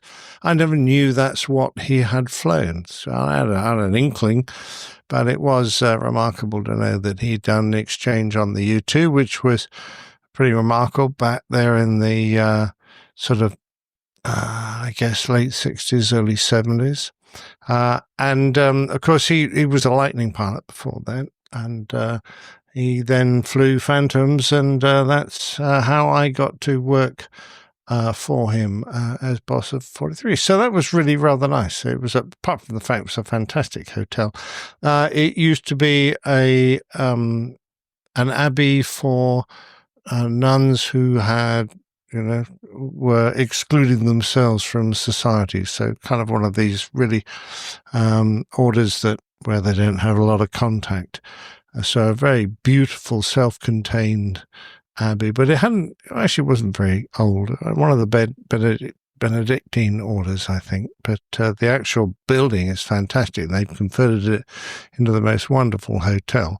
So the great room where they conducted the service, and then subsequently we went off and I met up with a whole bunch of my old 43 squadron mates, and we sat and drank beer in the bar for a nice while before staggering off to bed. So all that was great, very good. Cloistered. Yes, I'm sure. I felt pretty cloistered after all those beers, but I don't think that's... Yeah. Yeah, it's a different meaning, I think. Yeah. Oh, okay. So that was really my my main event while gone, apart from writing this week's Plain Tale. Julie's got herself a birthday present, a new Volvo. She just loves Volvos. I don't know quite why, but she feels, I think, that they're big and safe. So we've got a new XC. Uh-oh. You broke him into the house. Yeah. Oh, yeah, you just stuttered a little bit. Yeah, you froze. Oh, did I? I'm froze sorry up on about us. that. Yeah, blame the new internet. An XC90, so it's one of these hybrids. So I'm trying to work out how to plug it into the house without it costing me a bomb. But so anyway, that's all been very exciting. Buying her a new car and Swan Snarge soup. That was the sounds good. last. Yes, it's a disgusting looking picture, isn't it? Horrible. We had lots of good suggestions from APG 651. They had Swan Upping and Downing, Swan Smash, Packs on, Packs off. We have ways of making you talk. You're so ugly, we gave you to the Navy. Hanging or beheading, all very good ideas. But Swan Snarge soup, I'm a sucker for alliteration, and also I like my sibilants. So Swan Snarge soup satisfies all that. And in case we're struggling to find the logo, there it is on that cream jar in the back of the galley. That's a good looking logo there. It is, actually, yes. Very good. And actually, I like the text too. And the swan, of course, swimming in its own snarge. It's looking at it's been ringed, and it's looking at the number on its ring, which is 651. There you go. Yeah. So it's not part of the king's geese, right? No, this will be someone else's swan. You're quite right. Swan. But I mean, the king they don't ring the king's swans. That's what I remember you telling us. Yes, exactly. Apparently. Yeah. Yeah, very disgustingly well done. It was disgusting, wasn't it? Yeah, I felt a bit queasy at times doing that. That pretty much describes the show. Yeah. Yes. All right. Very good. Thank you, Nick. Alpha Juliet, what have you been up to since the last time you were on with us? Got to do a little bit of flying, actually. Cool. Had some fun with that, and got to take my middle daughter with me. So she got to ride in the jet prop, which is pretty cool. It's probably the biggest, fastest airplane she's ever been in, but if you look close, she's in there. Oh yeah. So she enjoyed that, and it looks like a bumblebee. Yeah. So I bet you can't. Very little wings. I bet you can't guess where he went to school. We have a school here that's quite famous and has a yellow jacket. Yellow jacket is the Georgia Tech. It's Georgia Tech. Mm-hmm. So the other interesting thing happened. Got to fly this up to Chattanooga, which I felt pretty good learning this airplane. I've got getting closer to 10 hours in it now, and it's a fast airplane and everything happens quickly and all that. But I haven't been, I don't think, properly humbled by this airplane until Tuesday when I went to Chattanooga, which is a 24-minute flight in that airplane. And from startup to shutdown, there are 11 checklists. And just trying to get all those things done between McCollum and Chattanooga was a challenge. And just getting to know that airplane and its incredible performance. Almost busted the Bravo. Did not, but almost. Because most of the airplanes I fly out of the airport I fly in is right underneath the shelf of Atlanta's Class Bravo. It's a 7,000-foot shelf. None of the regular airplanes I fly are in any danger of immediately reaching that shelf. Mm-hmm. This one is. Yeah, it will pretty get high there. Performance. Yeah, so it's a if you try hard enough, it'll do a 3,000-foot climb rate. It's pretty sporty for what it is, especially. Now the other thing is that these airplanes, the jet prop is a conversion of a internal combustion engine or a piston engine Malibu. So it's an aftermarket add-on by Rocket Engineering. It's not a Piper built product. They came out with the Meridian after this airplane was built. Okay. So these are very rare. There's only a couple hundred of them on the planet. And so ironically, there's 2 of them based at my airport, which I thought that's the most I'll ever see of these in any one place. And I've been watching another podcast, some videos on YouTube. This guy, the Malibu Guru, he talks about all the procedures and things like that. And I know, I've been cheating a little bit, but you guys were on last week, so it's not my fault. Okay. Right. We'll let that slide. He's from out west. He's out somewhere like West Texas or something like that. So I'm, never thought of any possibility of crossing paths. And we get to Chattanooga, and here pulls up another jet prop. And I'm like, okay, that's weird. 2 jet props going to the same airport at the same time. That's pretty small world kind of thing. Mm-hmm. And then out gets this guy. I'm like, hey, I know you. He doesn't know who I am. So I just point at him across the room. I know you. And he's like, yeah. Well, no, wait a minute. Guy. Why is it that he doesn't know you? You're on the APG. I don't, we had a conversation about it. He was suitably reprisanded and sent on his way. Okay. But yeah, it was really neat. Just small world thing. Got to talk to him for a few minutes, and he's a super nice guy. But had a lot of fun getting to do that. And let's see, anything else? I had hopefully a good job interview today, so we'll see where that takes me. I was going to ask you if you've had any possibility, any bites or nibbles for jobs. I would call it a solid nibble. Okay. and we'll see what happens. It's going to be a mixture of things. It's not just flying, but it sounds like there's going to be a good bit of flying as part of it. It's good. for one of our local maintenance shops that does a lot of pickups and deliveries and things like that. And I'd be working on some avionics things and some other things, as well as doing some of their flying for them. They have a couple of company planes. So nice. Hopefully. And it's also like 12 minutes from my house, which is fantastic because my previous hour and a half commute was less than pleasant. So hopefully going well, but that's the big stuff. Fingers crossed that. Good job. Yeah. Okay. Very good. Well, I guess it's now time for us to talk about coffee, because I love coffee. Really do. Johnny, how much more coffee? No thanks. I love coffee. I love tea. I love the APG community. Coffee and tea and the Java and me. A cup, a cup, a cup, a cup, a cup. Oh yeah, the Coffee Fund. It's your way to support our show financially if you have the financial resources to do so. And we don't say this every time, but just a reminder, if you're somebody that needs your money for like food and clothing and shelter or flying lessons, something like that, don't worry about it. It's a free show, and we enjoy presenting it to you and entertaining you and maybe even informing you at times.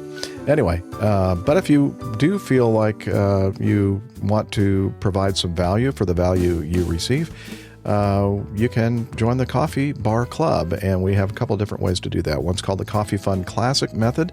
Since the last episode, Ed Kelly sent in a contribution. Thank you, Ed. And the other way is to become a patron of the show via Patreon. And we have a new producer, Stu Stevenson. So thank you, Stu, for joining up as a producer. And if you're interested in joining this wonderful group of people, head over to airlinepilotguy.com/coffee. You'll be glad you did, and we will too.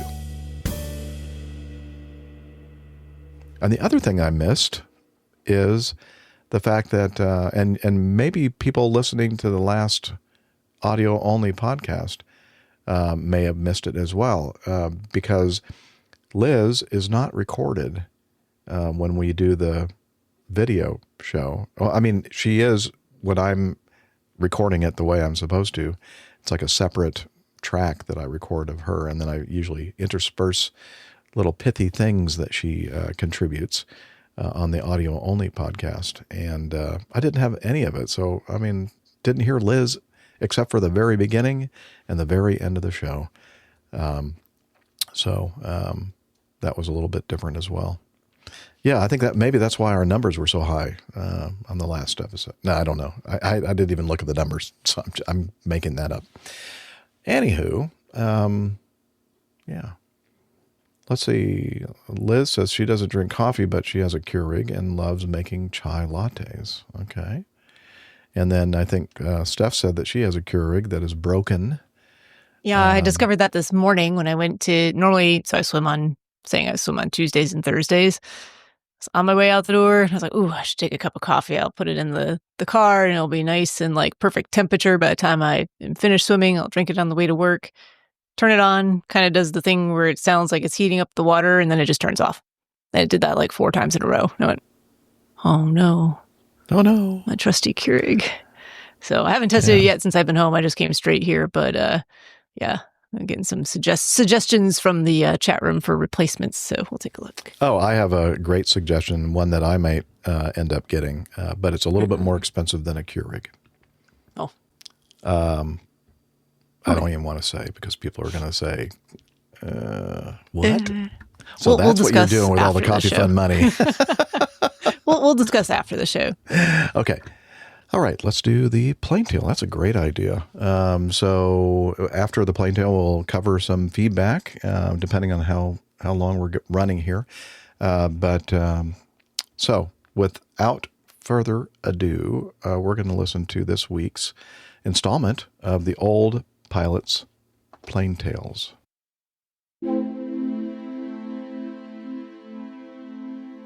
The Old Pilot's Plain Tales, the final checkout. Growing up in a pilot's family, mealtimes often turned to subjects of aviation and the lifestyle rigours of our long-haul airline father and breadwinner. There was no chance that the discussions would be candy-coated by stories of rest days spent lazing on the Copacabana or playing golf at the country clubs of Nairobi, or my mother would start looking grim since she was the one left at home with 3 sons. We more often strayed to the subject of awful weather, dangerous emergencies and the latest accidents, and why pilots died earlier than the average person. The oft-quoted statistics that a retiring pilot would only have 5 years to enjoy their pensions was quoted, and to be fair, back in the 70s that might have been true. In earlier decades, the early demise of pilots was mainly based on empirical evidence and on the well-publicised news of an ex-colleague's early death. However, in 1992, the time when I was putting in my papers to leave the RAF to pursue a life as an airline pilot, the Flight Safety Foundation published a study which seemed to confirm that pilots died at a younger age than the general population. The sources for the data came from 7 airline pilot associations: the stiff upper lip British, tango dancing Argentinians, coffee drinking Colombians, as accurate as our watches Swiss, the cradle of civilization Greeks, I love my Guinness Island, and time for a siesta Spanish. An interesting mix, but one where the average retirement age was 56. A second major source was the US Airline Pilots Cowboy Association, which provided data about American pilots retiring after 60. The statistics for those that retired at a mere 55 ran from the age of 50, 5 years before retirement, until 74, and they showed some interesting peaks. The percentage number of deaths between the ages of 50 and 54 amounted to 12%, which was 4% better than the general population. However, the 5 years after retirement displayed a complete reversal, with pilot deaths rising to reach 19% higher than everyone else, at 37 versus 18%. This certainly supported my father's assumption that he better enjoy life when he could, as things were only going to go from bad to worse when he hung up his flying boots. After age 59, things calmed down a bit, with pilots dropping off their perches only 2% more than earthbound mortals up until everyone reached 70. From then until the end of the stats at 74, those who had clung on to life that little bit longer continued to do so, achieving a 13% advantage over Joe Public. Across the pond, things were a bit different and possibly more accurate, since ALPA had a much larger pool of numbers to look at. Unfortunately, figures weren't available for ages under 60, but the 3 groups between 60 and 68 showed a consistent 21 to 24% of aviators flying west, 6 to 8% higher than the landlubbers. After age 68, the trend reversed, with ex-pilots having a renaissance of interest in life, with 2% living longer, then 5%, 8%, and in the last couple of years of their 70s, our venerable stick-and-rudder chaps were doing 9% better than the rest. What else could we get from these graphs? It certainly seems that the airline industry graveyards were busiest for the first 8 or 9 years after that final flight, with 59% of us giving up in Europe and South America, and 67% losing the will to live in the United States. If you could get over that hump and make it to your 70s, then the stats dropped to 10% and 17% respectively. That appeared mainly down to the fact that most of your compatriots had already carked it, so percentage-wise you were looking pretty good. So back at the end of the last century, what might have been the cause of your premature demise? Insurance companies, particularly those dealing with pilots' loss of license claims, reveal that by far the most important things to do were to avoid cardiovascular issues, followed by neurological, cancer, psychiatric, and fairly high amongst the also-rans, alcoholism. So, if you're drinking to steady your nerves or because of your worries, then I can assure you, you are on a hiding to nothing. All this doom and gloom seemed to be supported by more recent information quoted by a large fiduciary investment company based in Dubai. They quote a Boeing Aerospace actuarial study of lifespan based on age at retirement. The numbers quoted are quite stunning, as they tell us that a pilot who retires at age 50 can expect, on average, to live to 86, whereas a hard-working pilot retiring at the age of 65, like your author, will be dead within 18 months. It appears that the secret of my current longevity, post-shutting down those mighty Rolls-Royce Trents for the last time, goes against the average for 4 additional years and counting. I might point out that the most recent study is only attributed to Boeing, but it has been quoted by newspapers, magazines, and pundits, and has circulated on the internet for years. The problem with it is, at least according to the British Broadcasting Corporation, that Boeing itself says it's simply not true. Putting Boeing to one side, then, is there any other evidence which might support the idea that retiring early prolongs life? Surprisingly, perhaps, the truth may be precisely the opposite. The later you retire, the longer you live.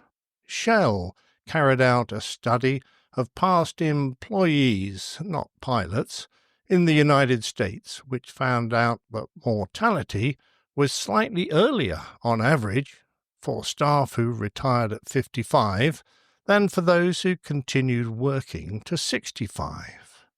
Are pilots, then, a special case? It appears not. A further study, also published by the Flight Safety Foundation of Human Factors and Aviation Medicine, provides contrary information. The study informs us that conventional wisdom does indeed point to cases where retired airline pilots in excellent health and physical condition died in the first few years, even a few months after retirement. Some, they tell us, believe that factors associated with a pilot's career may have a precipitating effect on mortality. Then they quote work conducted by eminent persons from the Professional Performance Improvement Incorporated of the Wright State University School of Aerospace Medicine and the U.S. Federal Aviation Administration Civil Aeromedical Institute, which shows a significantly longer life expectancy from the group of American Airlines pilots examined when compared with an equivalent sample from the U.S. general population. The pilot's median residual lifetime, the time by which half of the pilots should have fallen off their perches, was 5 years longer than Mr. and Mrs. Average. The experts tell us that professional airline pilots should be in far better health than the general population because of a number of factors: ongoing medical scrutiny, early detection and treatment of disorders, and the removal from flight status of those with serious pathology. They assign the myth that as a work group we are prone to a tragically short retirement down to flight line talk, and that each time an airline pilot dies shortly after retiring, the hypothesis of early death is reborn and reinforced in this weak-minded group of grounded gossipers. I said the last bit. The basis for this low life expectancy is put down to many factors encountered in a pilot's lifestyle: fatigue, cosmic radiation, and electromagnetic field effects, circadian dysrhythmia, sound and vibration exposure, lowered humidity, ambient pressure, and a mild hypoxia, questionable nutrition, air contaminants, concern for passengers' safety, loss of career threat, confrontational labour relations, anxiety about disqualification through professional errors, and concerns about losing medical certification. As if to emphasise their academic status, the group go on to add that if an early mortality trend is real, research into some or all of the factors listed could reveal their precipitating potential. Epidemiological investigation, the study of the distribution of disorders in a population, could also provide critical information concerning such trends compared with a matching sample of the general population. Results of such analyses would be of interest to the FAA and other civil aviation authorities as indicators to health factors to be monitored in the pilot population. In my words, that means that if pilots are dying early, find out why and check for that problem in those still flying. I also think for most overworked and underfunded civil aviation authorities, that's going to be put firmly on the back burner.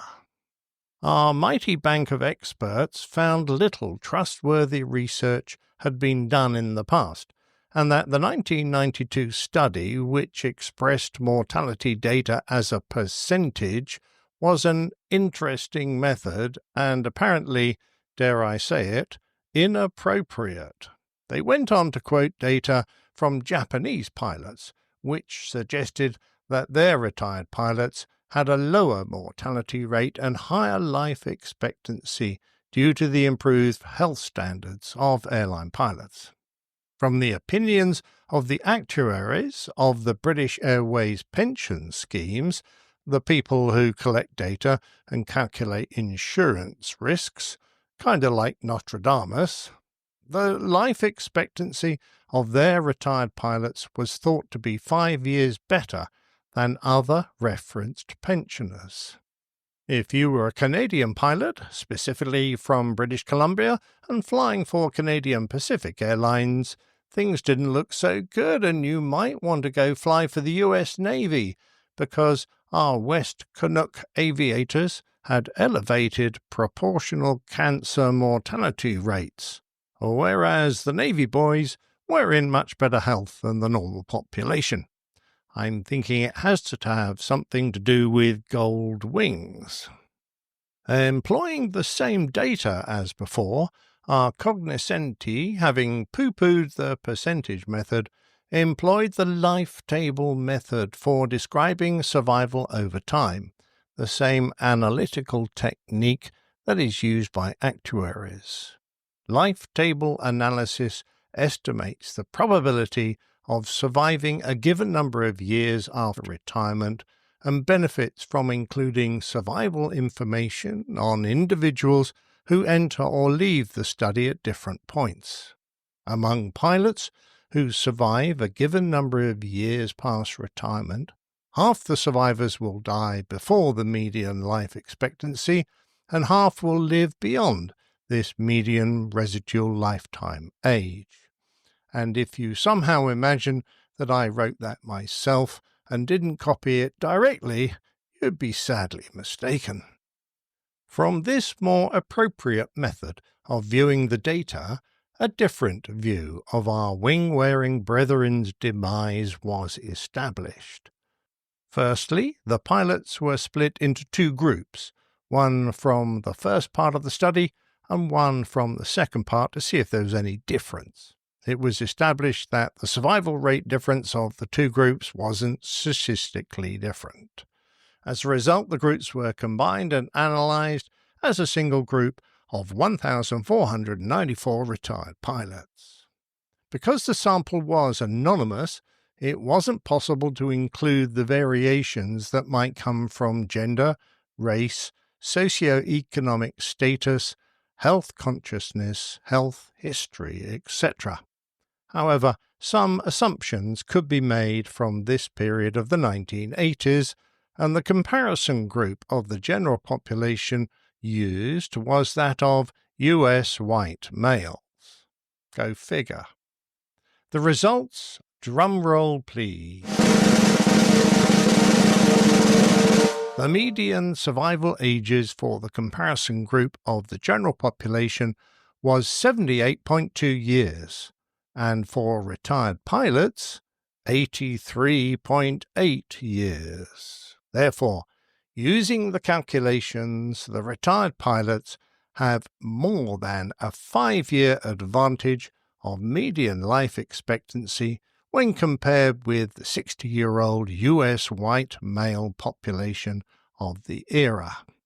The results also showed that by age 85, more than 49% of those mangy old men in their flying machines would still be chugging along.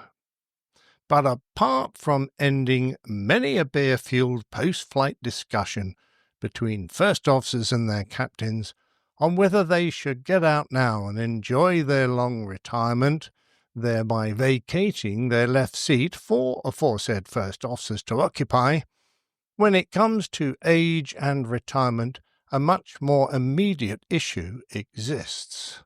At what age should retirement be mandatory? EASA completed a research project back in 2017 on just that subject. For multi-crew commercial aircraft, the risk of a catastrophic system failure is mitigated by the presence of the second pilot. But despite this, there was no recommendation to extend or abolish the 65-year age limit.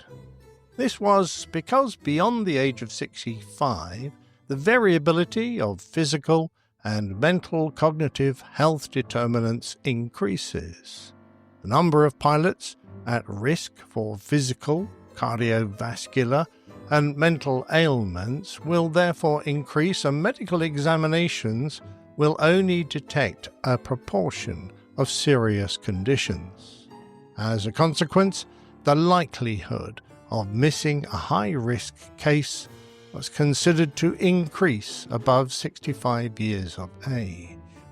In other words, the body isn't a piece of metal which can be bent a set number of times before it fails, and there isn't a way to predict exactly when a heart will stop, an artery will block, or when the brain's ability will fall below that required to operate an airliner.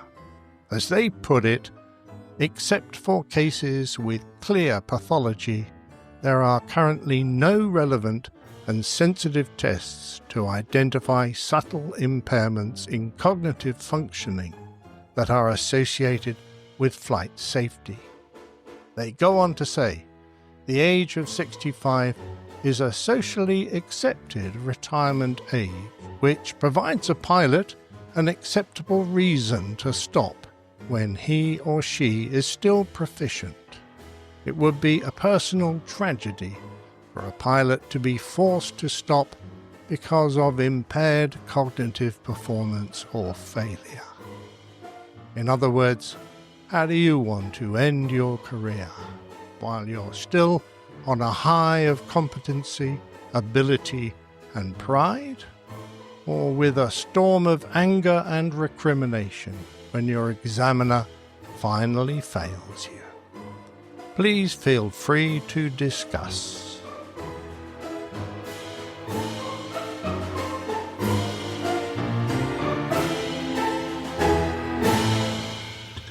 Wow. Talking about informative. That was great. Well, you made make head or tail of that. I can highly endorse retirement at the age of 65. Yeah, without having failed your sim checks or whatever. Yeah. Medical or other. I've never failed things. a check ride ever, and I don't want that to be on my record. Well, that's right. I mean, the human body is a weird thing, and the sort of tests we can currently do that you could do to all the entire population of pilots aren't really definitive. They can give you a clue, so I'm told, about what might occur, but they're usually historic. In other words, they're very good at saying, oh, wow, you've had a heart attack since your last medical, so you're grounded. They're not really going to say that you are about to have a heart attack. Very rarely predict that. And people who appear quite fit can suffer problems, incapacitation problems. And much harder to work out is your mental acuity. Is it still working fine in the short period that your examiner takes to look at you? Can he really pick up the subtle clues that and there's standard tests for certain types of cognitive decline, but I think even if you're meeting the standards of all of those tests, there's other higher order cognitive things that are harder to pick up on the testing that you were alluding to that might be important for certain professions like pilots. Exactly right. So, I'm a great believer in 65 is great, but there you go. That's because I retired at 64 and a half. Cheater. Yeah. I'm just kidding. Huh? Huh? Who are you? What? Who are you people? I'm looking at Jeff's. If you're not watching the video, Jeff has a clock right over his, I believe, your right shoulder, unless the video is turned around. Your left shoulder. That's his life clock. One of the cognitive tests is to draw a clock and then put a specific time on it. So if you have not seen one of those memory tests before, cognitive tests, that's a big what one will the that's often kids do tested. these days? They're not even learning what that is. Yeah, they have no chance of doing that in the future. Okay. Very good. Wow. I really enjoyed that one. Thank you, Captain Nick. Cool. And I'm so glad that you're still with us. And you're exactly right. Yeah, we're 5 years after retirement. So 70 is going to be good for you. But I think probably we can do 10 years after retirement. Captain Nick and I were talking a little bit about this last week, actually, when he was talking about the subject of this plane tail. And I remember when I was a new airline pilot, I just turned 30, and I was reading some sort of study or stats regarding pilot mortality, especially after they retire. And this was back when 60 was the retirement age. And I think the average, and you may have mentioned this stat somewhere in this plane tail, that like the average age was 5 years after you retired that most pilots passed away. Yep. That was a fairly common assumption. Yeah, and I don't know if that's accurate or not, but it was like, oh, okay, that's not good.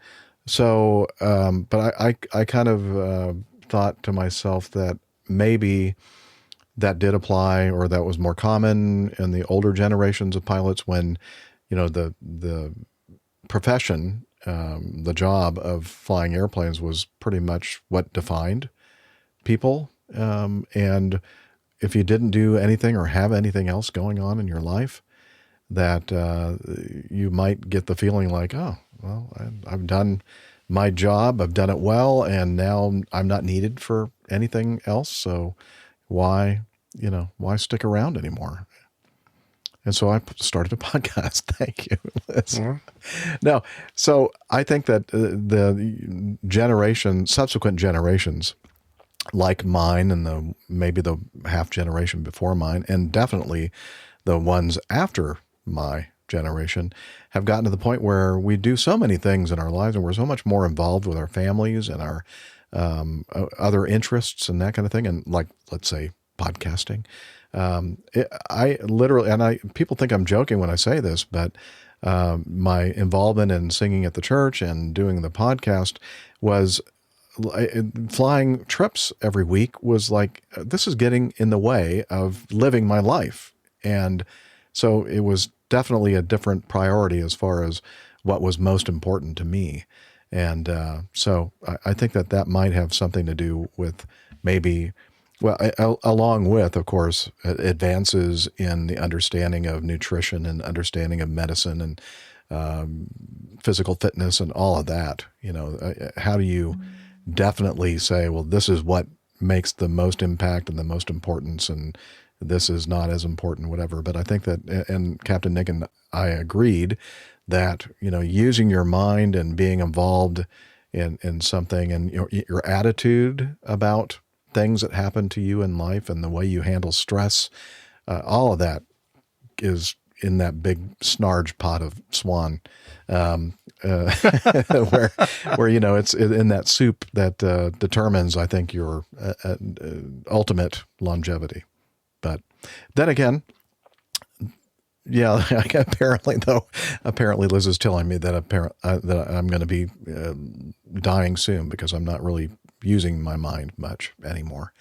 I'm curious from your point of view, Steph, is there actually a definition for someone who has given up on life, has lost the will to live? And is there any direct correlation between that supposed attitude and their subsequent death? There is a phenomenon which is physical, but I'm sure you could argue mental, psychological as well, called failure to thrive. It's a diagnosis that can be used. Typically, it's when people have other serious underlying medical comorbidities where even despite proper nutrition and exercise, there's something going on, a cancer process or a chronic illness where they just can't sustain their body enough to continue on. But a lot of times you see that accompanied by dissociation from, enjoyment of things in life too. Okay. But I don't know the stats or if there's published data or studies on that. There probably are, but I'm not aware of them. FTT, huh? Failure to thrive. FTT. Yep. Wow. Liz is telling us 16 years that she's almost marvelously retired. Yeah, that's pretty amazing. So you were retired when you were like 35? That's amazing. Yeah.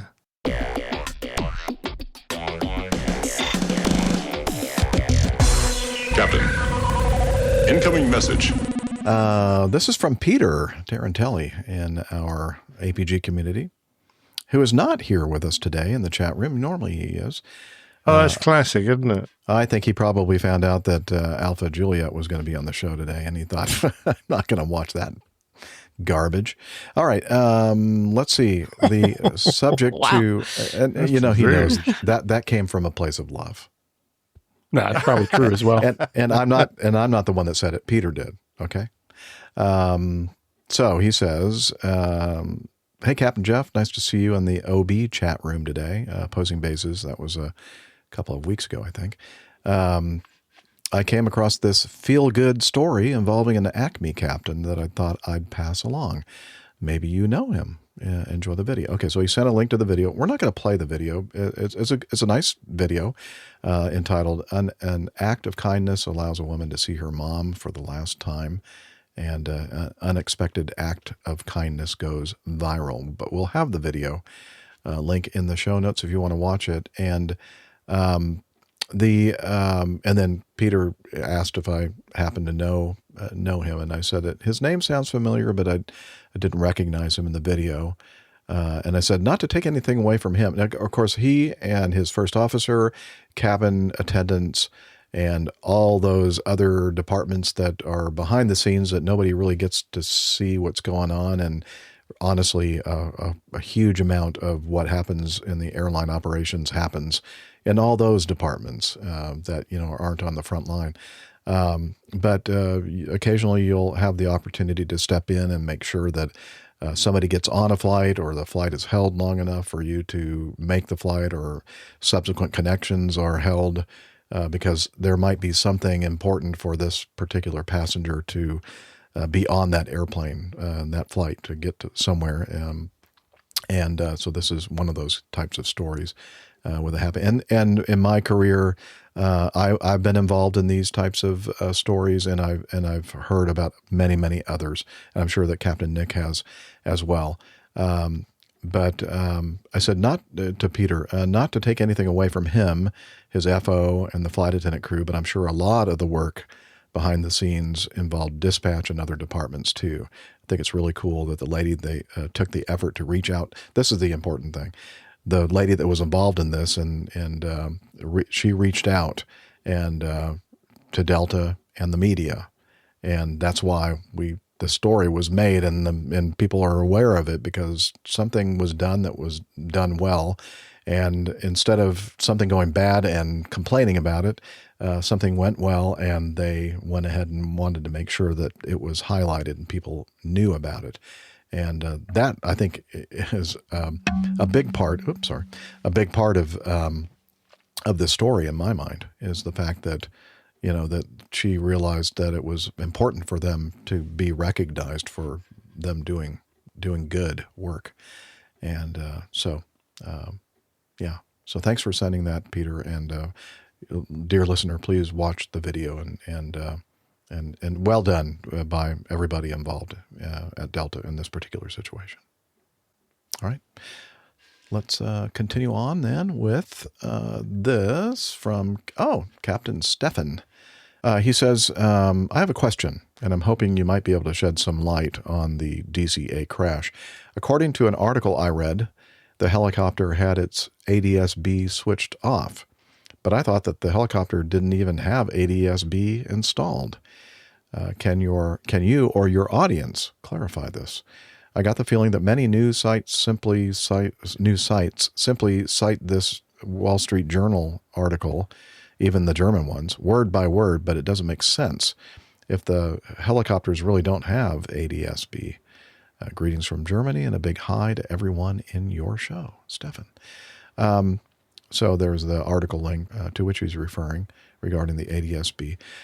I don't know for sure if they had that actual. So going back to the Av Herald update that we had, and this is Simon's information, and I don't know if we have where he cited this from specifically. Oh, okay. But he does say the very last they talk about it. Paragraph says the helicopter was capable of transmitting ADS-B out, however, did not transmit that data. Okay. It is currently not known whether the ADS-B was turned off. Interesting. So that's all the objective information we have on that. Apparently, it was installed. Let's see, the acronym ADS-B is Automatic Dependent Surveillance Broadcast, I believe, is what that stands for. So it's kind of like a way to transmit information to other people in the air and on the ground, and then. And I think, I could be wrong about this, but, in the airline world, we have traffic collision avoidance system, which is a precursor to the ADS-B technology. And I think that ADS-B is actually a little bit more sophisticated. It gives you more information. I know that one of the limitations to TCAS, until they come up with TCAS version 3, which I think the most modern TCAS now is TCAS 2, where it's all vertical information. So the transponders talking to each other kind of give you a general idea of from what direction bearing the traffic is, but it's not super accurate. But what it is accurate with is the vertical, the altitude information, and that bases all of your maneuvering. If it suggests that you do a resolution advisory, or that gives you a resolution advisory to take action, like climb, descend, maintain altitude, etc., it's all based on going straight ahead, because it doesn't really have enough information to give you a turn. Whereas I think the ADS-B and systems that use ADS-B for collision avoidance, I could be wrong about this, but I think it's more accurate when it comes to bearing information as well as altitude information. So I'm going to refer to Dr. Steph and AJ to set me straight on that. I'll let AJ go first. He'll probably say it more eloquently. I just had go for it. It is more accurate. It uses GPS. It basically is broadcasting its GPS position, which is pretty accurate these days. Kind of the main difference is the ADS-B is just automatic. It's just giving that information out all the time. TCAS is communication between aircraft equipped with transponders. So that's how you're getting that collision avoidance information. ADS-B is just going to give you that traffic awareness. Now, ours will pop up and say traffic, and when it's within a certain radius or altitude.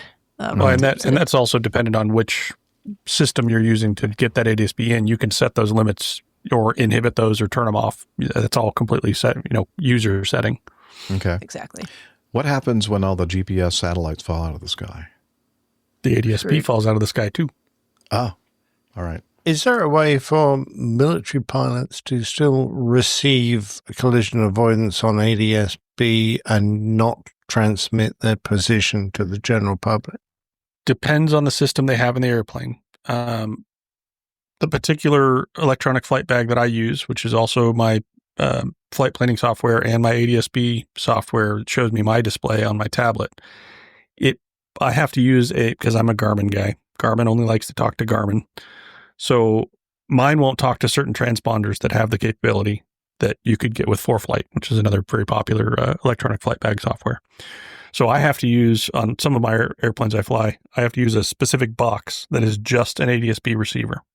The ADS-B out, the transmitting of the position of the aircraft is built into the airplane, does not actually have any specific relation to the ability to receive that signal. So some transponders that are built into the aircraft, again, separate from the transmitter, the receiver can actually give you that information, or you can not have that system installed. The requirement is not that you have to receive ADS-B. The requirement in the US is that you have to transmit your location on ADS-B in certain places within certain distances of airspace and other designated areas. Does that answer your question, Nick? Well, kind of. It's just that if the requirement is to transmit your position and you're flying a sensitive military flight with a VIP in the back, you don't want anyone else to find out. There are lots. There are lots of waivers. Okay. So I would think does they that would mean probably you forfeit any chance of taking the advantage of collision avoidance from? No, you can receive without transmitting. So I can drive around in my car with my ADS-B receiver and see all the airplanes, but they won't see me in my car driving. Okay. It'll show up on my ForeFlight, basically, or when you go to Flight Radar 24, that's all ADS-B information for the most part. So anyone can look at that. Cool. Oh, and I was set straight by iHaul Boxes. I was right about TCAS 2, version 2. I said version. I guess TCAS 2, version 7.1 is the latest version of TCAS 2. So, for whatever that's worth. Thank you, iHaul Boxes. Okay. Let's see, anything else that so we'll link the article that Steffen referred to in the show notes. And we'll continue to move on with this next one from Darren, follow-up to the APG 647 Brussels diversion. Let me come out from behind the weeds and finally chime in with a bit of feedback. I've only been a listener since APG 150. Whoa, that was actually before Dr. Steph's first time on the show, I believe. I think it was like 159, 152. Yeah, 150 something. You think I could remember this number? I can't. Yeah, you'd think so. If it were important to you, if it was important to me, I'd really remember it. Anyway, regarding Roberta's question on the mysterious Brussels diversion from the reason he said was Storm 152. Okay, thanks. Dara or Dara? How would you pronounce that? Darragh? Dara? Okay. This powerful system hit Ireland and the UK on the 6th and 7th of December, causing widespread travel disruption. Woo, look at all those colors. That's pretty. That looks like a tie-dye shirt. That's very nice. Yeah, I lived through that. Only just. What, the tie-dye Yeah, the tie-dye explosion. Okay. Yeah, those. What drug gave you those never mind. LSD. Yeah. Oh yeah, right. Well, Liz was very quick to let me know. Awfully well informed. Well, yeah, she was. I got some experience there. Okay. I believe that the flight in question was actually on the 7th of December, not the 6th. If you look at the attached historic METARs, you'll see at the time of arrival, first approach, 0340 Zulu, the winds were showing 290, 39, gust 57. Yeah, that's kind of high. I believe the crew reported that they received a hard wind shear warning on both approaches. I don't know what a hard wind shear warning would be, but that was a decreasing compulsory performance. go around, I'm guessing. Yeah, decreasing performance, wind shear warning. You can also see wind shear runway 28 left showing in later METARs. This weather was also forecast to hit the UK later that morning, so I'm guessing that they elected to pick Brussels to have a good alternate out of the affected area, and also loaded a lot of holding fuel in the hope of being successful with one approach. When storms like Dara, I'm sorry, I've already forgotten. Yeah, you're doing it right. I think it sounds vaguely Irish. I guess the GH, yeah, it's just an Irish-looking name, and I'm afraid of all things Irish. No, I'm just kidding. Just drink some Guinness and try again. Oh, I'll do that. I would love to if I had it with me. Hey, you know what I almost bought the other night, Captain Nick? A Guinness with port wine and Guinness draft, and I'm thinking, nah, I want to wake up in the morning. So let's see, where was I with this? When storms like Dara hit, they usually travel west to east off the Atlantic through Ireland first, and then on to the UK. So having a good alternate can sometimes prove tricky, as a large area can be showing very similar weather. I've also attached the weather for Shannon, which would be one of the normal alternates for Dublin. It has gusts of 50 knots showing at their time of arrival in Dublin, but this was a direct crosswind, and that would have made this unsuitable. No kidding. Not a lot of airplanes out there have certified crosswind allowances for much over 40-something knots. 50 would probably be out for most airplanes that I can think of. Not ideal diverting to Brussels from an operational point of view, but when options are limited, safety becomes number one. All the usual alternates in the Dublin vicinity were forecast for similar strong winds, so no point diverting to an airport with the same weather that you're diverting away from. Note, I don't work for Aer Lingus, but I do fly 737s and was in fact flying that weekend. To say it was challenging flying was putting it mildly. Better you than me, Darren. Yeah, that's right. And he says, I hope this helps to answer Roberta's question. Yeah, great follow-up. Thank you very much for that. Quite agree. In order to survive 5 years after retirement, you have to be alive when you retire. So yeah, that's one of the stipulations, I believe. Yeah. Requirements. Okay, let's end our show with this piece of feedback from the most prestigious of them all, Hong Kong Nigel. He says, hi, Captain Jiff and crew. Please find attached feedback on APG 651, which was our last show. Just trying to help with your parlous accuracy stats. Like perilous? Okay, I've never seen that word spelled that way. Parlous. Okay. Full of danger or uncertainty. Oh, wow. See, he's throwing all this fancy vocabulary out there just to kind of make me even It's look... apparently archaic. Well, so is Nigel. And I have a feeling that what I just said there will be in audio in a future piece of feedback that he said. You'll understand why I'm saying almost that certainly. as soon as I play his audio feedback. Okay. Okay, let's see. It would have been video clips, but the missing APG 651 original audio from YouTube made that too difficult. Okay, sorry to make it difficult for you, Nigel, to make fun of us. Okay, let's play the audio feedback from Nigel. Hello, Captain Jeff, crew, APG community. This is Hong Kong Nigel. Sorry about the sound quality. I'm by the beach in Bali, but as long as it's better than Captain Jeff's recording with the raindrops falling on his head last time, we'll be okay.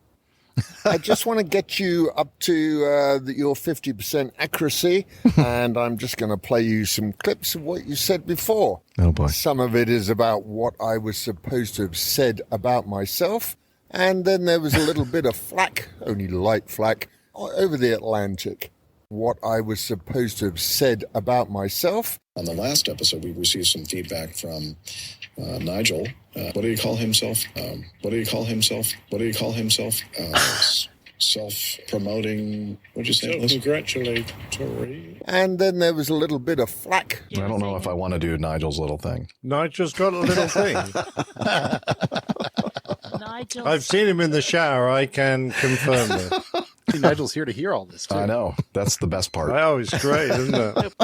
And then he signs off, the most prestigious of them all, Hong Kong Nigel. Wow, he has a very high opinion of himself for having a little thing like he has. It's a compensatory mechanism. Oh, yeah. What are you compensating for? So, having listened to the rival banter from the back of the fourth year classroom, there are two things I'd like to say is, the first one is, Nick's never seen me in the shower, hell, but I suggest you watch out for the next show. And the second thing is actually Captain Jeff in APG 634 that assigned me the illustrious tagline of most prestigious of them all, which I can't even say. So thank you very much, Captain Jeff. Shall we have a listen?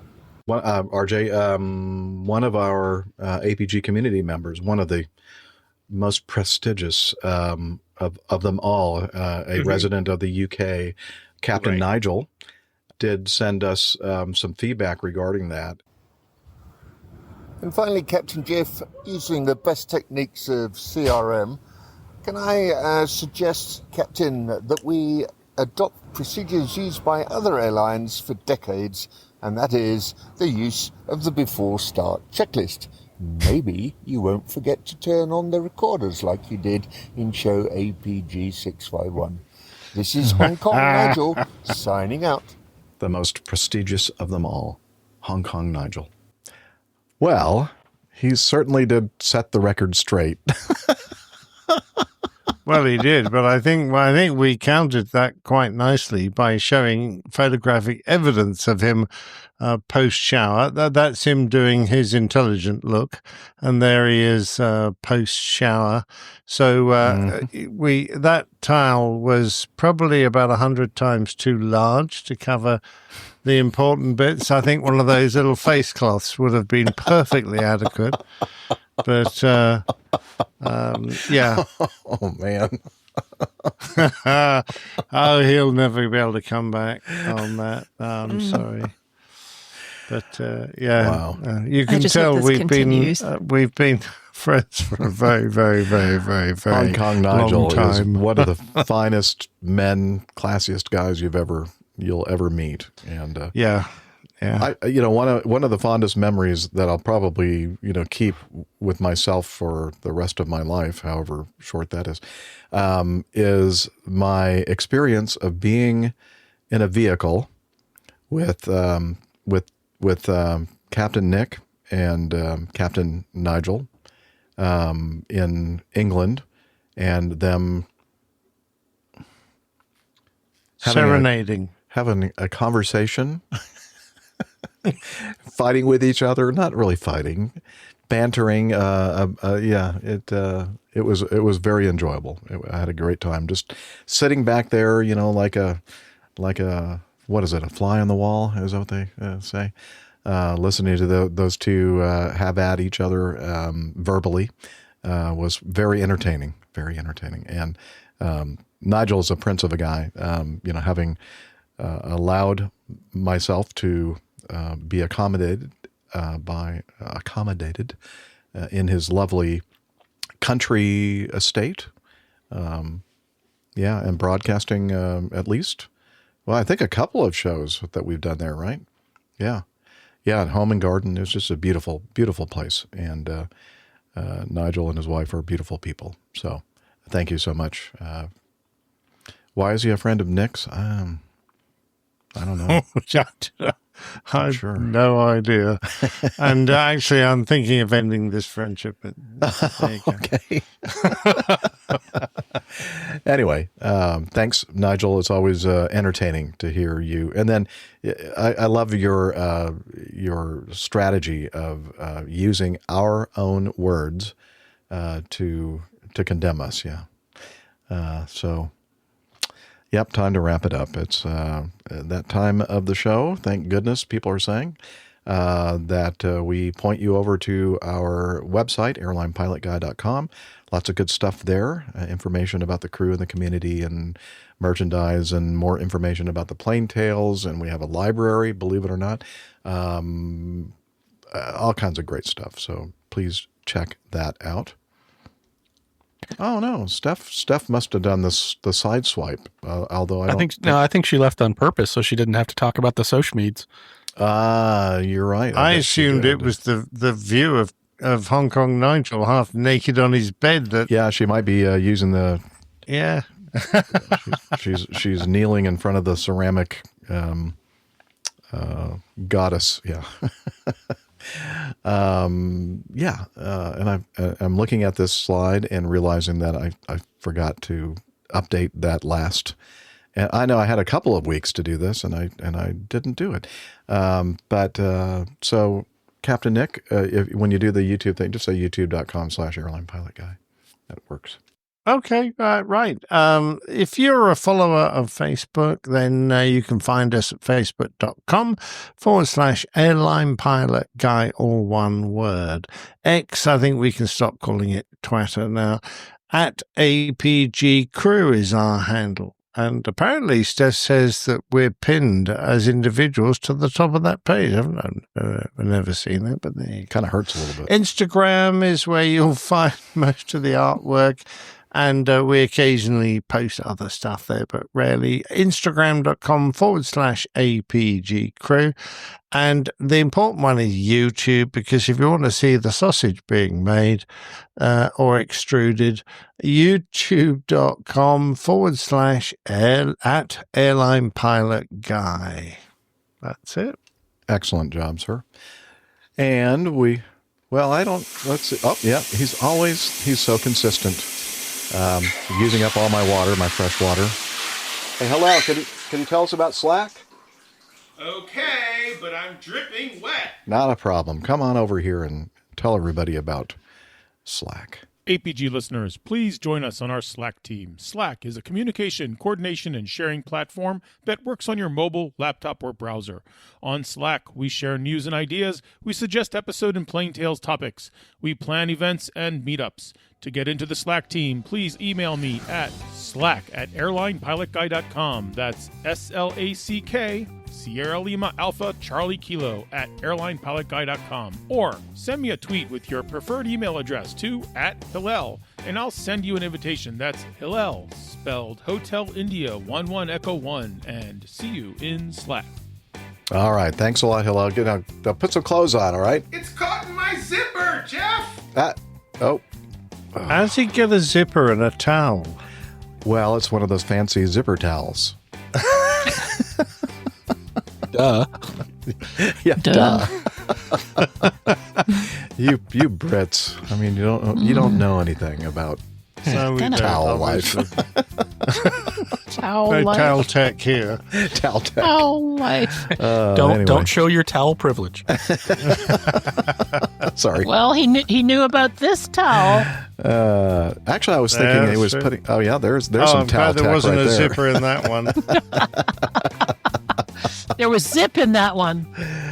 Oh, and yes, we also, there was zip. I see right. The wonderful producer Liz has joined us in the big screen well here. done, Liz. Thanks very, so much. very nice job. Thank you for all your help. My pleasure. It's invaluable, and in addition to valuable. Yeah. Let's see. Okay, stop. All right, and we'd also like to thank our wonderful live audience.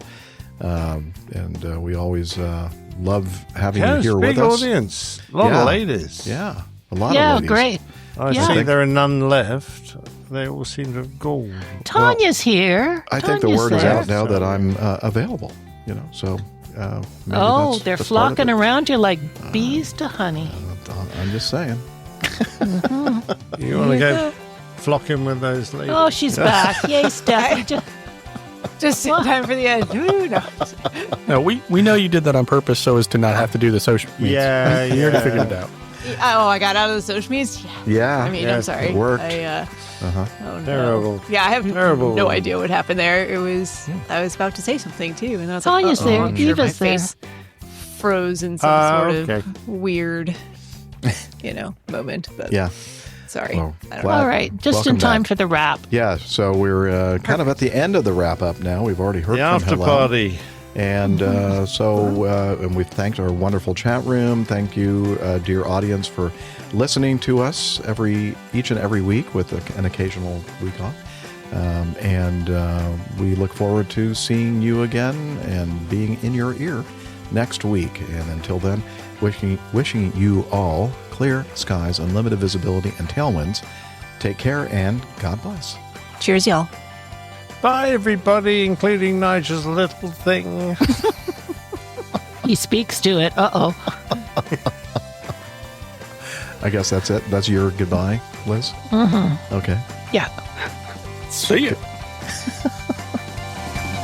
Yeah, he's up in the sky. It's the airline pilot guy. Good day.